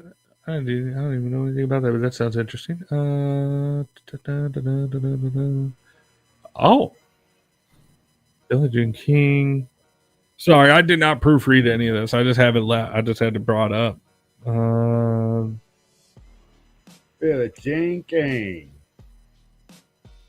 Oh, in 1933, The Hobbit was written by J.R.R. Tolkien and published. That's fun. Reading some of these weird laws and odd facts I got on here too. Let's see. The Cardinals blew another one tonight. Did they? Yeah, they sure did. They're up 4-3. And that's This Week in History. I don't feel like reading all the rest of them. They were up 4-3 in the 7th. Yeah. Going into the 7th. Then the Reds scored 3. So that put them down 6-4. Cardinals come back in the bottom of the 7th, scored 2. That puts them tied. Then Cincinnati scores 1 in the 8th, 4 in the top of the 9th. Cardinals didn't score shit in the bottom of the 8th. That's 11-6 right now. Oh, wow. These motherfuckers are trash. Well, they need to do something, though. What's the record? Actually, it's not that bad. It is. Yeah, I haven't been seeing too much hate about it, but people are still not showing up. Oh, that reminds me. I took a screenshot of something that's interesting. They are 73-77. That's not bad. But they are playing a team that's 74-75. So, where is this? Oh, here. I have a screenshot of the breakdown of the different the 4 major athletic associations in America, like how they get the revenue. The NFL is the biggest one at $18.7 billion. 66% of their revenue comes from the TV and the media, and then 17% comes from ticket sales. yeah, football is definitely the most watched fucking sport. The MLB is $10.9 billion, and this is for 2023 revenue. This is the 31% of theirs revenue comes from ticket sales. which I did not know that. I thought it was mostly TV or whatever, but like that makes sense, or that shows that it's going to hurt the Cardinals a lot more that they have such low attendance. If that's such a big percent of how they make their money. Well, the owner has a lot of money, so he may not be too concerned about that right now. But you give 2-3 more years like this, I mean, attendance is at an all-time low. Like ridiculous. Like 17,000 was an all-time low. Like we're talking the Marlins probably have more people coming to their show. Oh yeah, their games. Oh yeah. Every other team in MLB has more people show up than we do right now. Let's see. I'm pretty sure there might be a team or two lower than us, but it ain't many. We're getting like 12, 13, 14,000 people in the stands. That's it now. That Busch Stadium holds 44,000 people. We're not even coming close. 2025 attendance. Like attendance is so low that they used to announce the attendance at games. They ain't even doing that anymore. Let's see. We're definitely not the lowest. Play that tape. Play this tape. Play that fucking tape. Our average attendance for this year is 27,800. It's gone down a lot lower than well, that, considering that we used to be an average of like 48,000. Oh yeah, I think they hold 48 or 49,000 people. That's right. That stadium holds like just a hair over like 50 if standing room only or something like that. But in the 2025 attendance, the number one is the Dodgers, and they have an average of 49.7. The Yankees have 42.4. San Diego has 42,300 on average, and that just goes to show you that we were like number one, number two, number three, and now we're down to number 19 because we're half. We have half the attendance now. Yeah, with standing room only, it'll hold 47,514 people. So yeah, that's all. Pretty fucking but that's it was like fucking 50. But it was like almost sold out every night. Yeah. Like not standing room only sold out, but like every ticket was accounted, every seat was accounted for in that stadium for years. Yeah, that's crazy. That's so bad. I don't even think it'll take another 2-3 years of that. I mean, because sure it may not be hurting that guy's old pocketbook, but I guarantee you that the people he has to answer to are up his ass about it. He's the owner. He ain't got to answer to nobody except for fucking players. But with that being said, though, like we have the opportunity to become a better golf club. We have we have the money. We have the salary cap. What up, hey Merle? What up, Merle? We have the salary cap. We have money to spend on players, and we don't. Is he trying to move the Cardinals out of St. Louis too? No, this is just like what happened with the Rams. Right. No, this is way different. No, we're rebuilding. We got a lot of young guys on the team, and when you got a lot of young guys on the team, you don't have to pay them as much. When they start winning, especially when they're losing, you definitely really ain't got to pay them because they ain't doing shit. Yeah. But what that does happen is that gets rid of Goldschmidt. Like he went to the Yankees already last year, right at the end of before this year. Arenado's going to go somewhere, so we're going to lose another key player. Helsley, good thing he ain't doing shit, but he was one of our closers, one of our best closers at the time, and we got rid of him.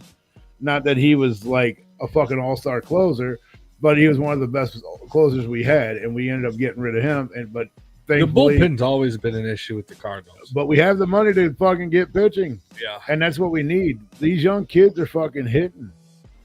We have no problem. We have no problem. Our pitching is just giving up too many fucking runs. And then we leave them in and don't. Our coaching, between the coaching and our pitching, is fucking ridiculous. And that's the one thing that I always remember. My dad is a huge baseball guy. One of my favorite players, hey Mo. Harrison Bader. That dude is, I always call him Master Bader. Mr. Bader. My dad, like growing up, he loves baseball. He always watches it and all that stuff. Every season, it he always hated the bullpen. Always hated the bullpen. He would be so mad when they would pull out certain pitchers. It's like, why are you pulling them out? He like perfect games, and then they would pull them out, bring in the bullpen, and they would give up 5 home runs. I'll tell you, we haven't had a good pitching staff. I know a lot of people say, "Oh, the Wainwright era with Wainwright or the Venice brothers, or so on." But we really hadn't had solid pitching since early '90s, late '80s, early '90s. Yeah, our pitching has gone downhill, and because we had the same pitching coach there for a long time, and we'll get a couple good guys, and then they go away. Or we'll get a couple guys that were good and they're not good anymore. But we're like, oh, well, they want to finish their career out here. They want to pitch again. So, like Hamerl said, since Carpenter, I mean, yeah, sure, you would say that. But really, a stacked bullpen, we hadn't had a stacked bullpen since like 80s, early 90s. Yeah. Oh, yeah. I mean, like any one of them guys in that bullpen that can come out and not going to give up 2 or 3 fucking runs. Yeah. They're going to strike motherfuckers out and do their job. Yeah, the only thing that's been carrying the Cardinals all this time is the fielders and the hitters. Yeah. I mean, we just make up for that's our problem. We took Jordan Walker, and the kid was good. He, in the league at 20 years old, 21 years old, comes into the league. The kid's getting hits, kids hitting ground balls. The kid's got, damn near almost a 3.0 fucking batting average. Yeah. It was like 250. Okay. But the kid's fucking he's hitting the fucking ball. Oh, we're gonna drop you down to the minors. You should be hitting home runs. Home runs don't win you fucking games, bro. No. Base hits win you games. Ozzie Smith even said it the other night at the Hall of Fame, the Cardinal Hall of Fame game on fucking Friday. That was 2 weeks ago. 2 weeks ago, we went to the game on Saturday. Friday, they interviewed him, and he's like, "Man, we used to be able to put the ball on play and score runs. Yeah, that's how you score runs. We weren't worried about hitting home runs. Yeah." If you're worried about home runs, start juicing them up again.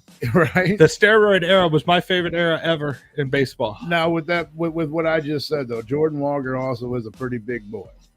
He's like 200 pounds, like 6'5" or something like that. He's pretty big. Yes, he should be probably fucking cracking the shit out of the fucking ball, and he should be hitting home runs. But the kid's only 20, 21 years old, just into the fucking league. Let him play. Those home runs, they'll come. They will eventually get there. Yeah. You're trying to change these fucking kids, and that's always been a problem with our team, with our staff. They always want to fuck with these kids the way they do their mechanics, the way they pitch, the way they hit, the way they field the ball. What the way got they them there in the first place. Right. And then they go and fuck with it, and then they end up trash. Yeah. I hate to say that because Jordan Walker is my favorite player on the Cardinals right now. Yeah. And the kid's a fucking stud, but then they started fucking with him, and then he's not. But his fielding's fantastic. His batting has gone downhill, but he's still doing okay. He still deserves a full-time spot on that roster.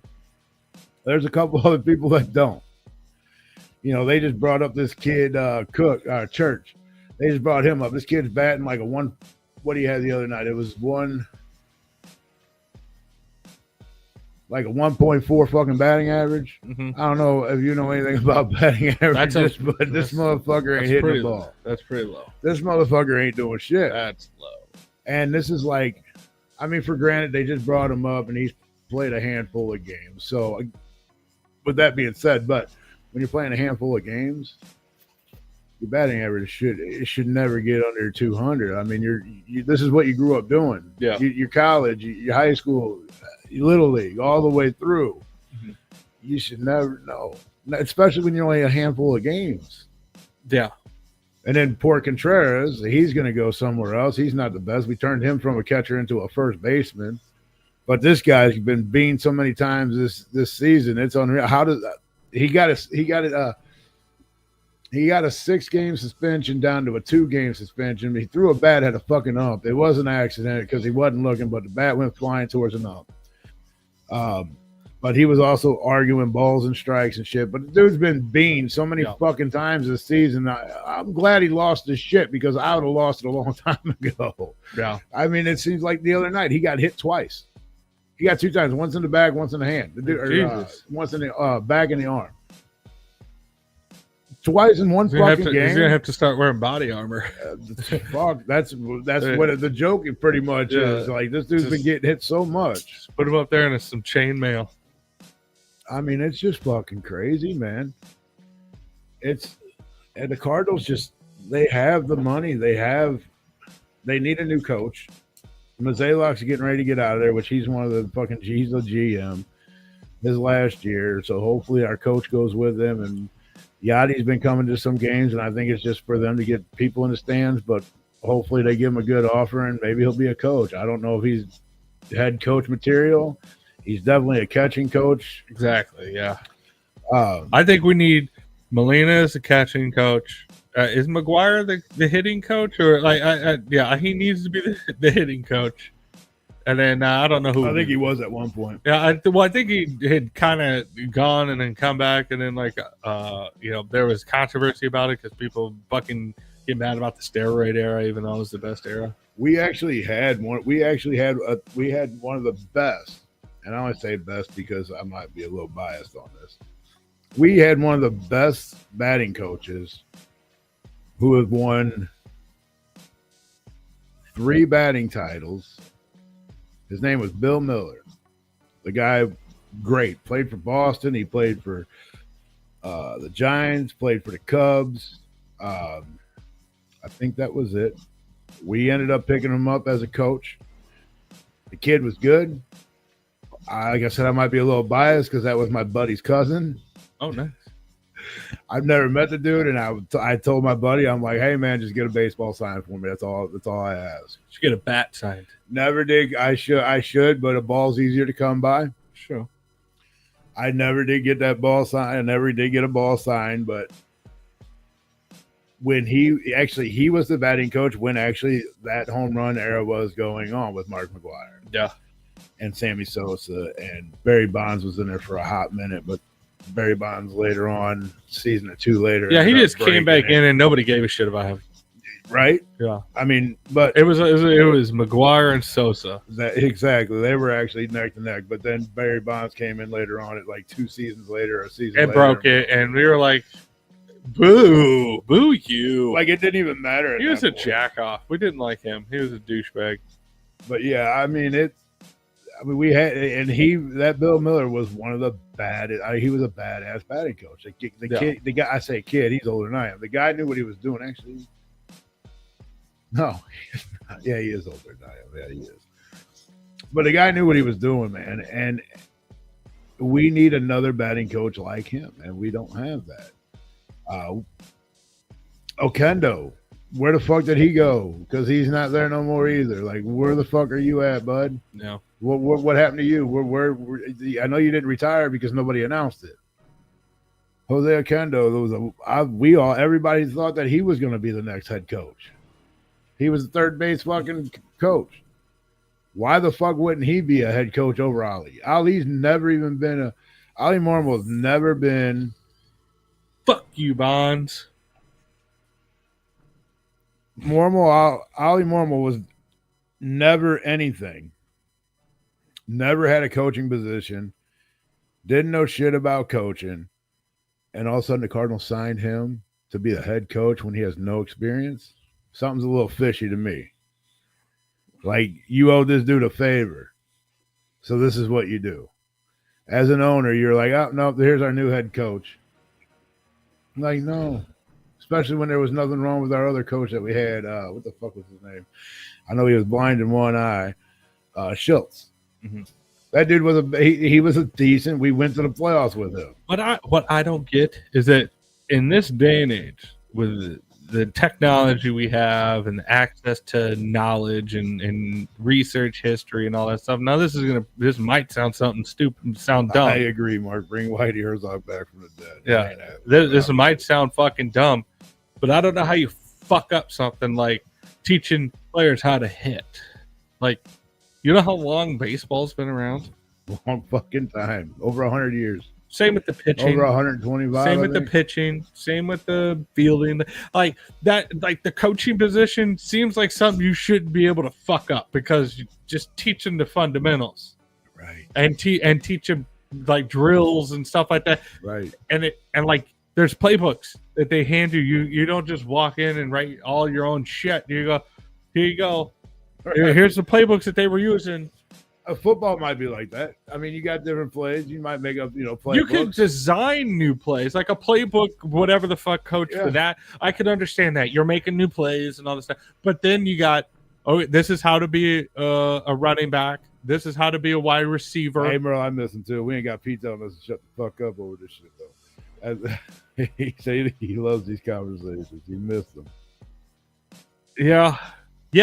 Pete's not here, so we can actually talk candidly. It would have been fun to be at Lights Out, but yeah, we would have definitely been talking about sports. Mark and I. Hey, Merle, hey, congratulations to your fucking Packers, bro. 2-0 to start the fucking season with my 49ers. Even as Mac Jones as a quarterback, the 49ers still won that game. Thank you. And I did pick Green Bay to win this week, and last week. So thank you for that. They're actually a contender.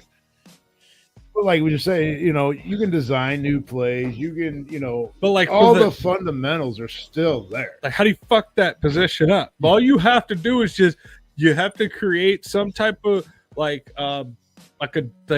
have to instill this core fundamentals in these people. You have to teach them drills and stuff like that, and build camaraderie amongst the players that doing the drill.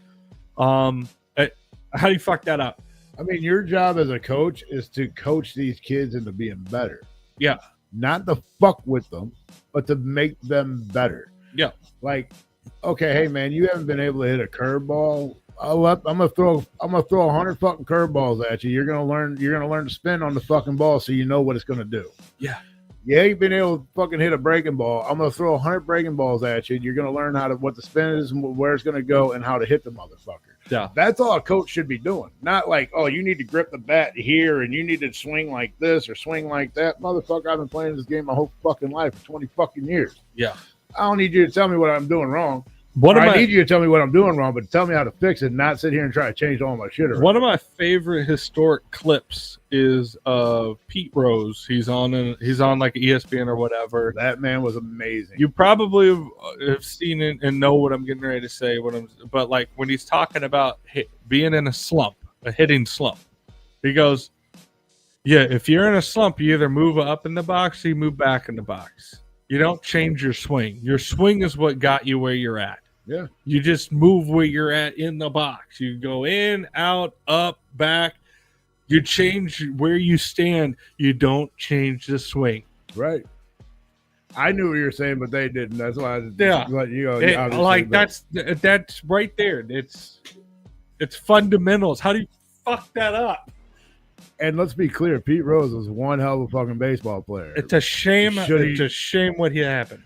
I think they're gonna let up on it. It might take him fucking being dead to fucking finally do it. But I think it's gonna happen. I think they rejected it. Like his camp rejected it. They said they finally came back and were like, yeah, we'll let him in. And I think his camp was like, fuck off. Yeah, you didn't want him in here until he died. Go fuck yeah. That I believe that did happen. I think that's what happened. And good for them. No, fuck you. I knew what you meant though. Hey, bro, you didn't. You might have spelled it wrong, but I knew what you meant. Yeah. Yeah, no, that and one of the best hitters of all time, and that sucks. Over gambling. Like, get the fuck out of it. It's legal now.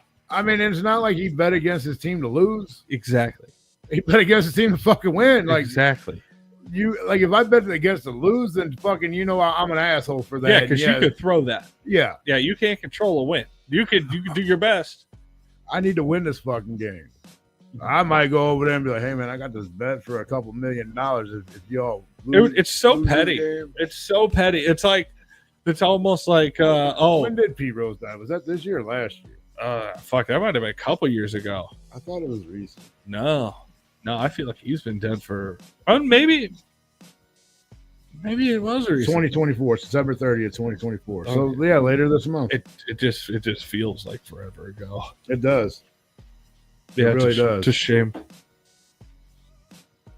Yeah, it just fucks me up, man. That it's every sport, hockey, football, baseball, basketball, soccer. Yeah, every sport, these coaches just want to get in there and be like, oh, They want to change everything. They want to be the next one that revolutionizes the sport. Oh, yeah, It's like we're at a point where technology, we're only going to get so good. We're only going to get so good, so fast, so quick.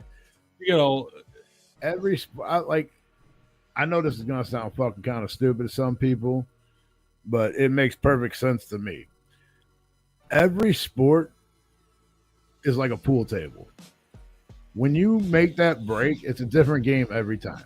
yes. You're not doing the same thing. You'll never learn everything there is to know about billiards or pool. So I say that with mix of every sport because every team is going to be different. Every team is going to have new things come out. Every team is going to play different. Not everybody's going to be 100%. And if everybody's 100% and you lose a fucking game, then you're a fucking asshole. Because every one of your guys are 100%, but you got beat by these guys that were only playing 60%. Mm-hmm. Fuck that. What does that tell me about you? You're a piece of shit. You clearly you didn't know what the fuck you were doing. Yeah. You don't. Everybody's different. Every team comes out and has a different plan. You got two especially when you got two different teams. We're going head to head. I know my coaching skills. I can study your shit all day fucking long, but that doesn't mean that you're not going to show up with a different mindset and a different coaching skill mindset that day. You might have studied all my shit too, and you're going to come up with something different that I haven't seen before. Shit happens. Baseball players, same way. Football coaches, football players, baseball coaches, baseball players. Sure, you know who I'm starting, you know who they're starting in baseball, who's pitching. I don't know how these guys are going to hit the fucking ball today. I don't know what they've been learning the past week or the past month. All I know is what they've done in games that I got tape on. But you could have been focused on all this shit.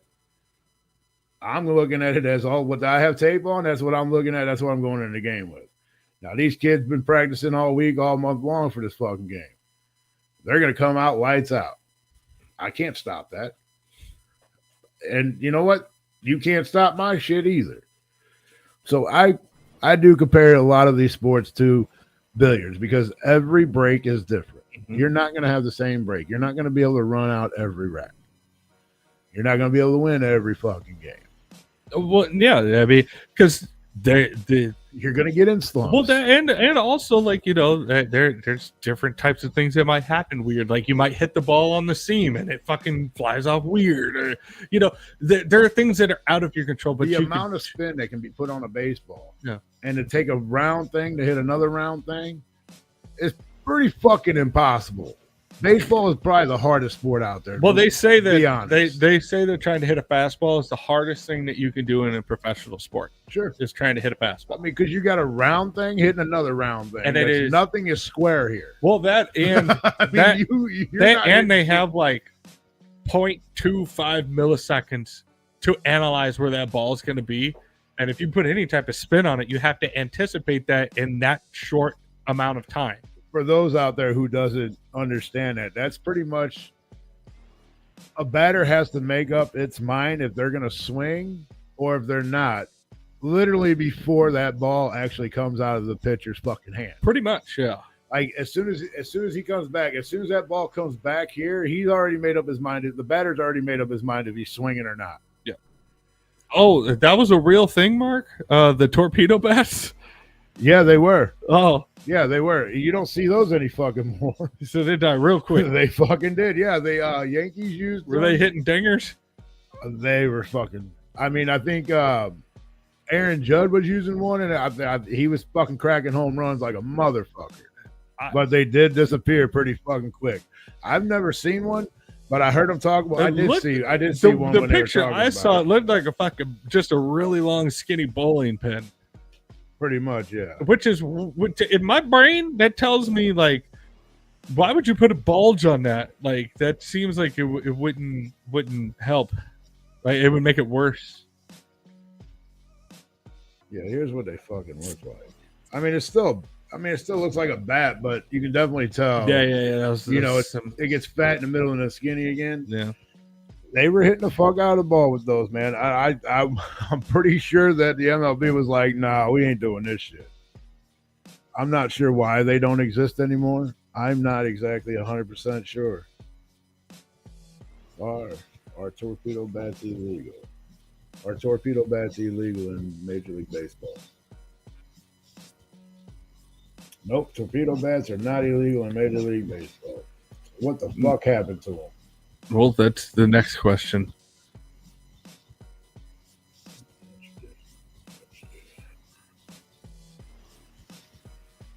I mean, they don't really say anything about happening to them.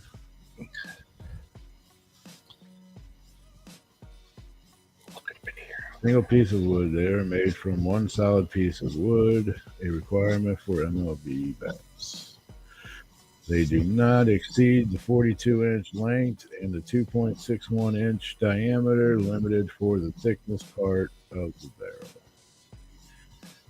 Not for different traditional bats. So we already know how they're traditional or how they're different from traditional bats.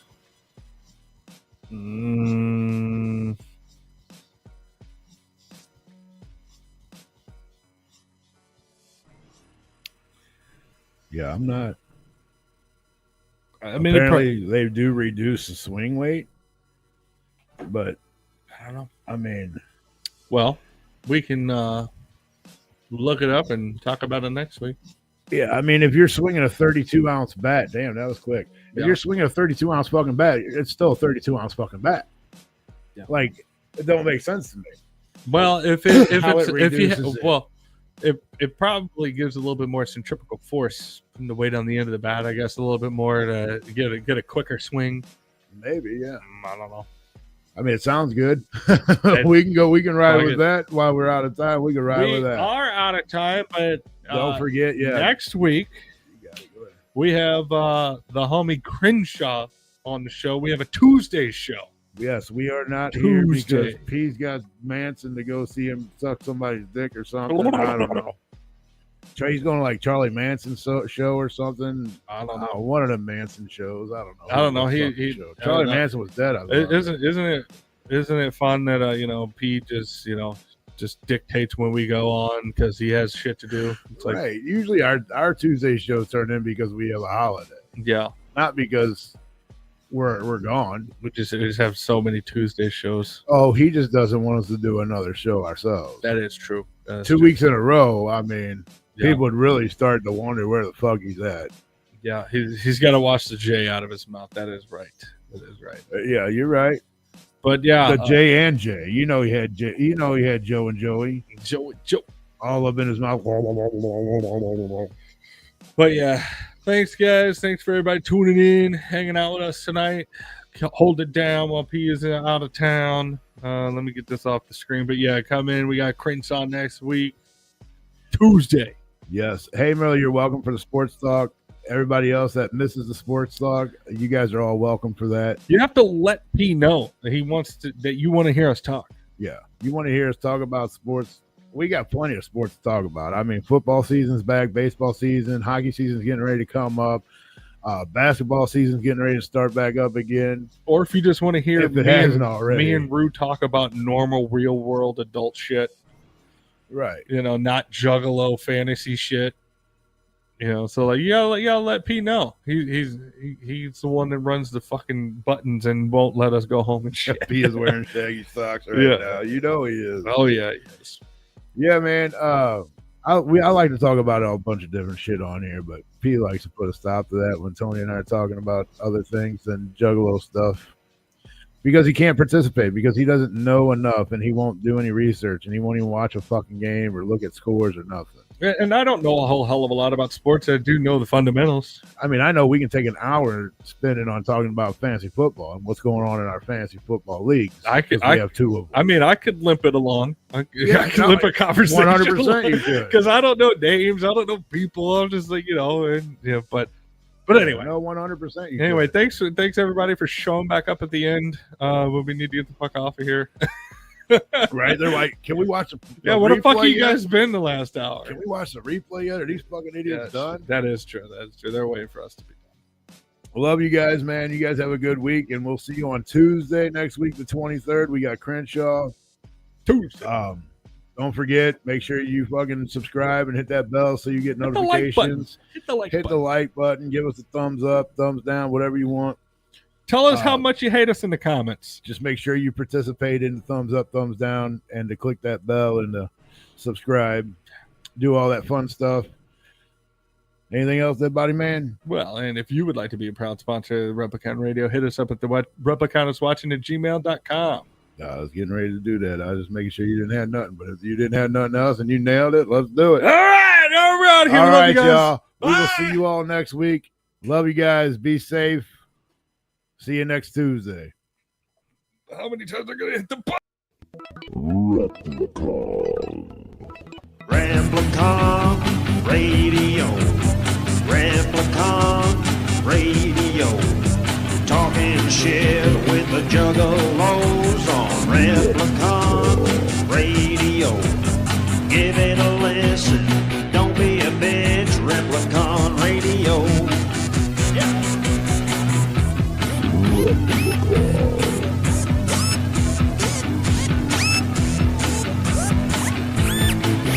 This is Replicon Radio.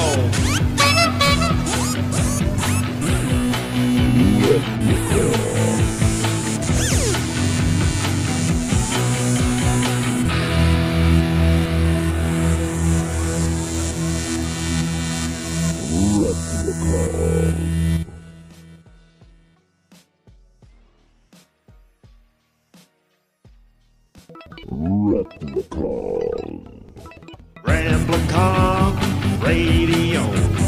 Replicon Radio. Talking shit with the juggalos on Replicon Radio. Give it a listen. Don't be a bitch. Replicon Radio. Yeah.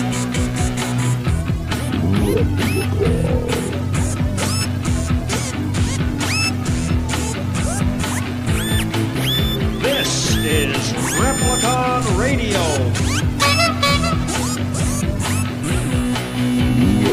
Yeah.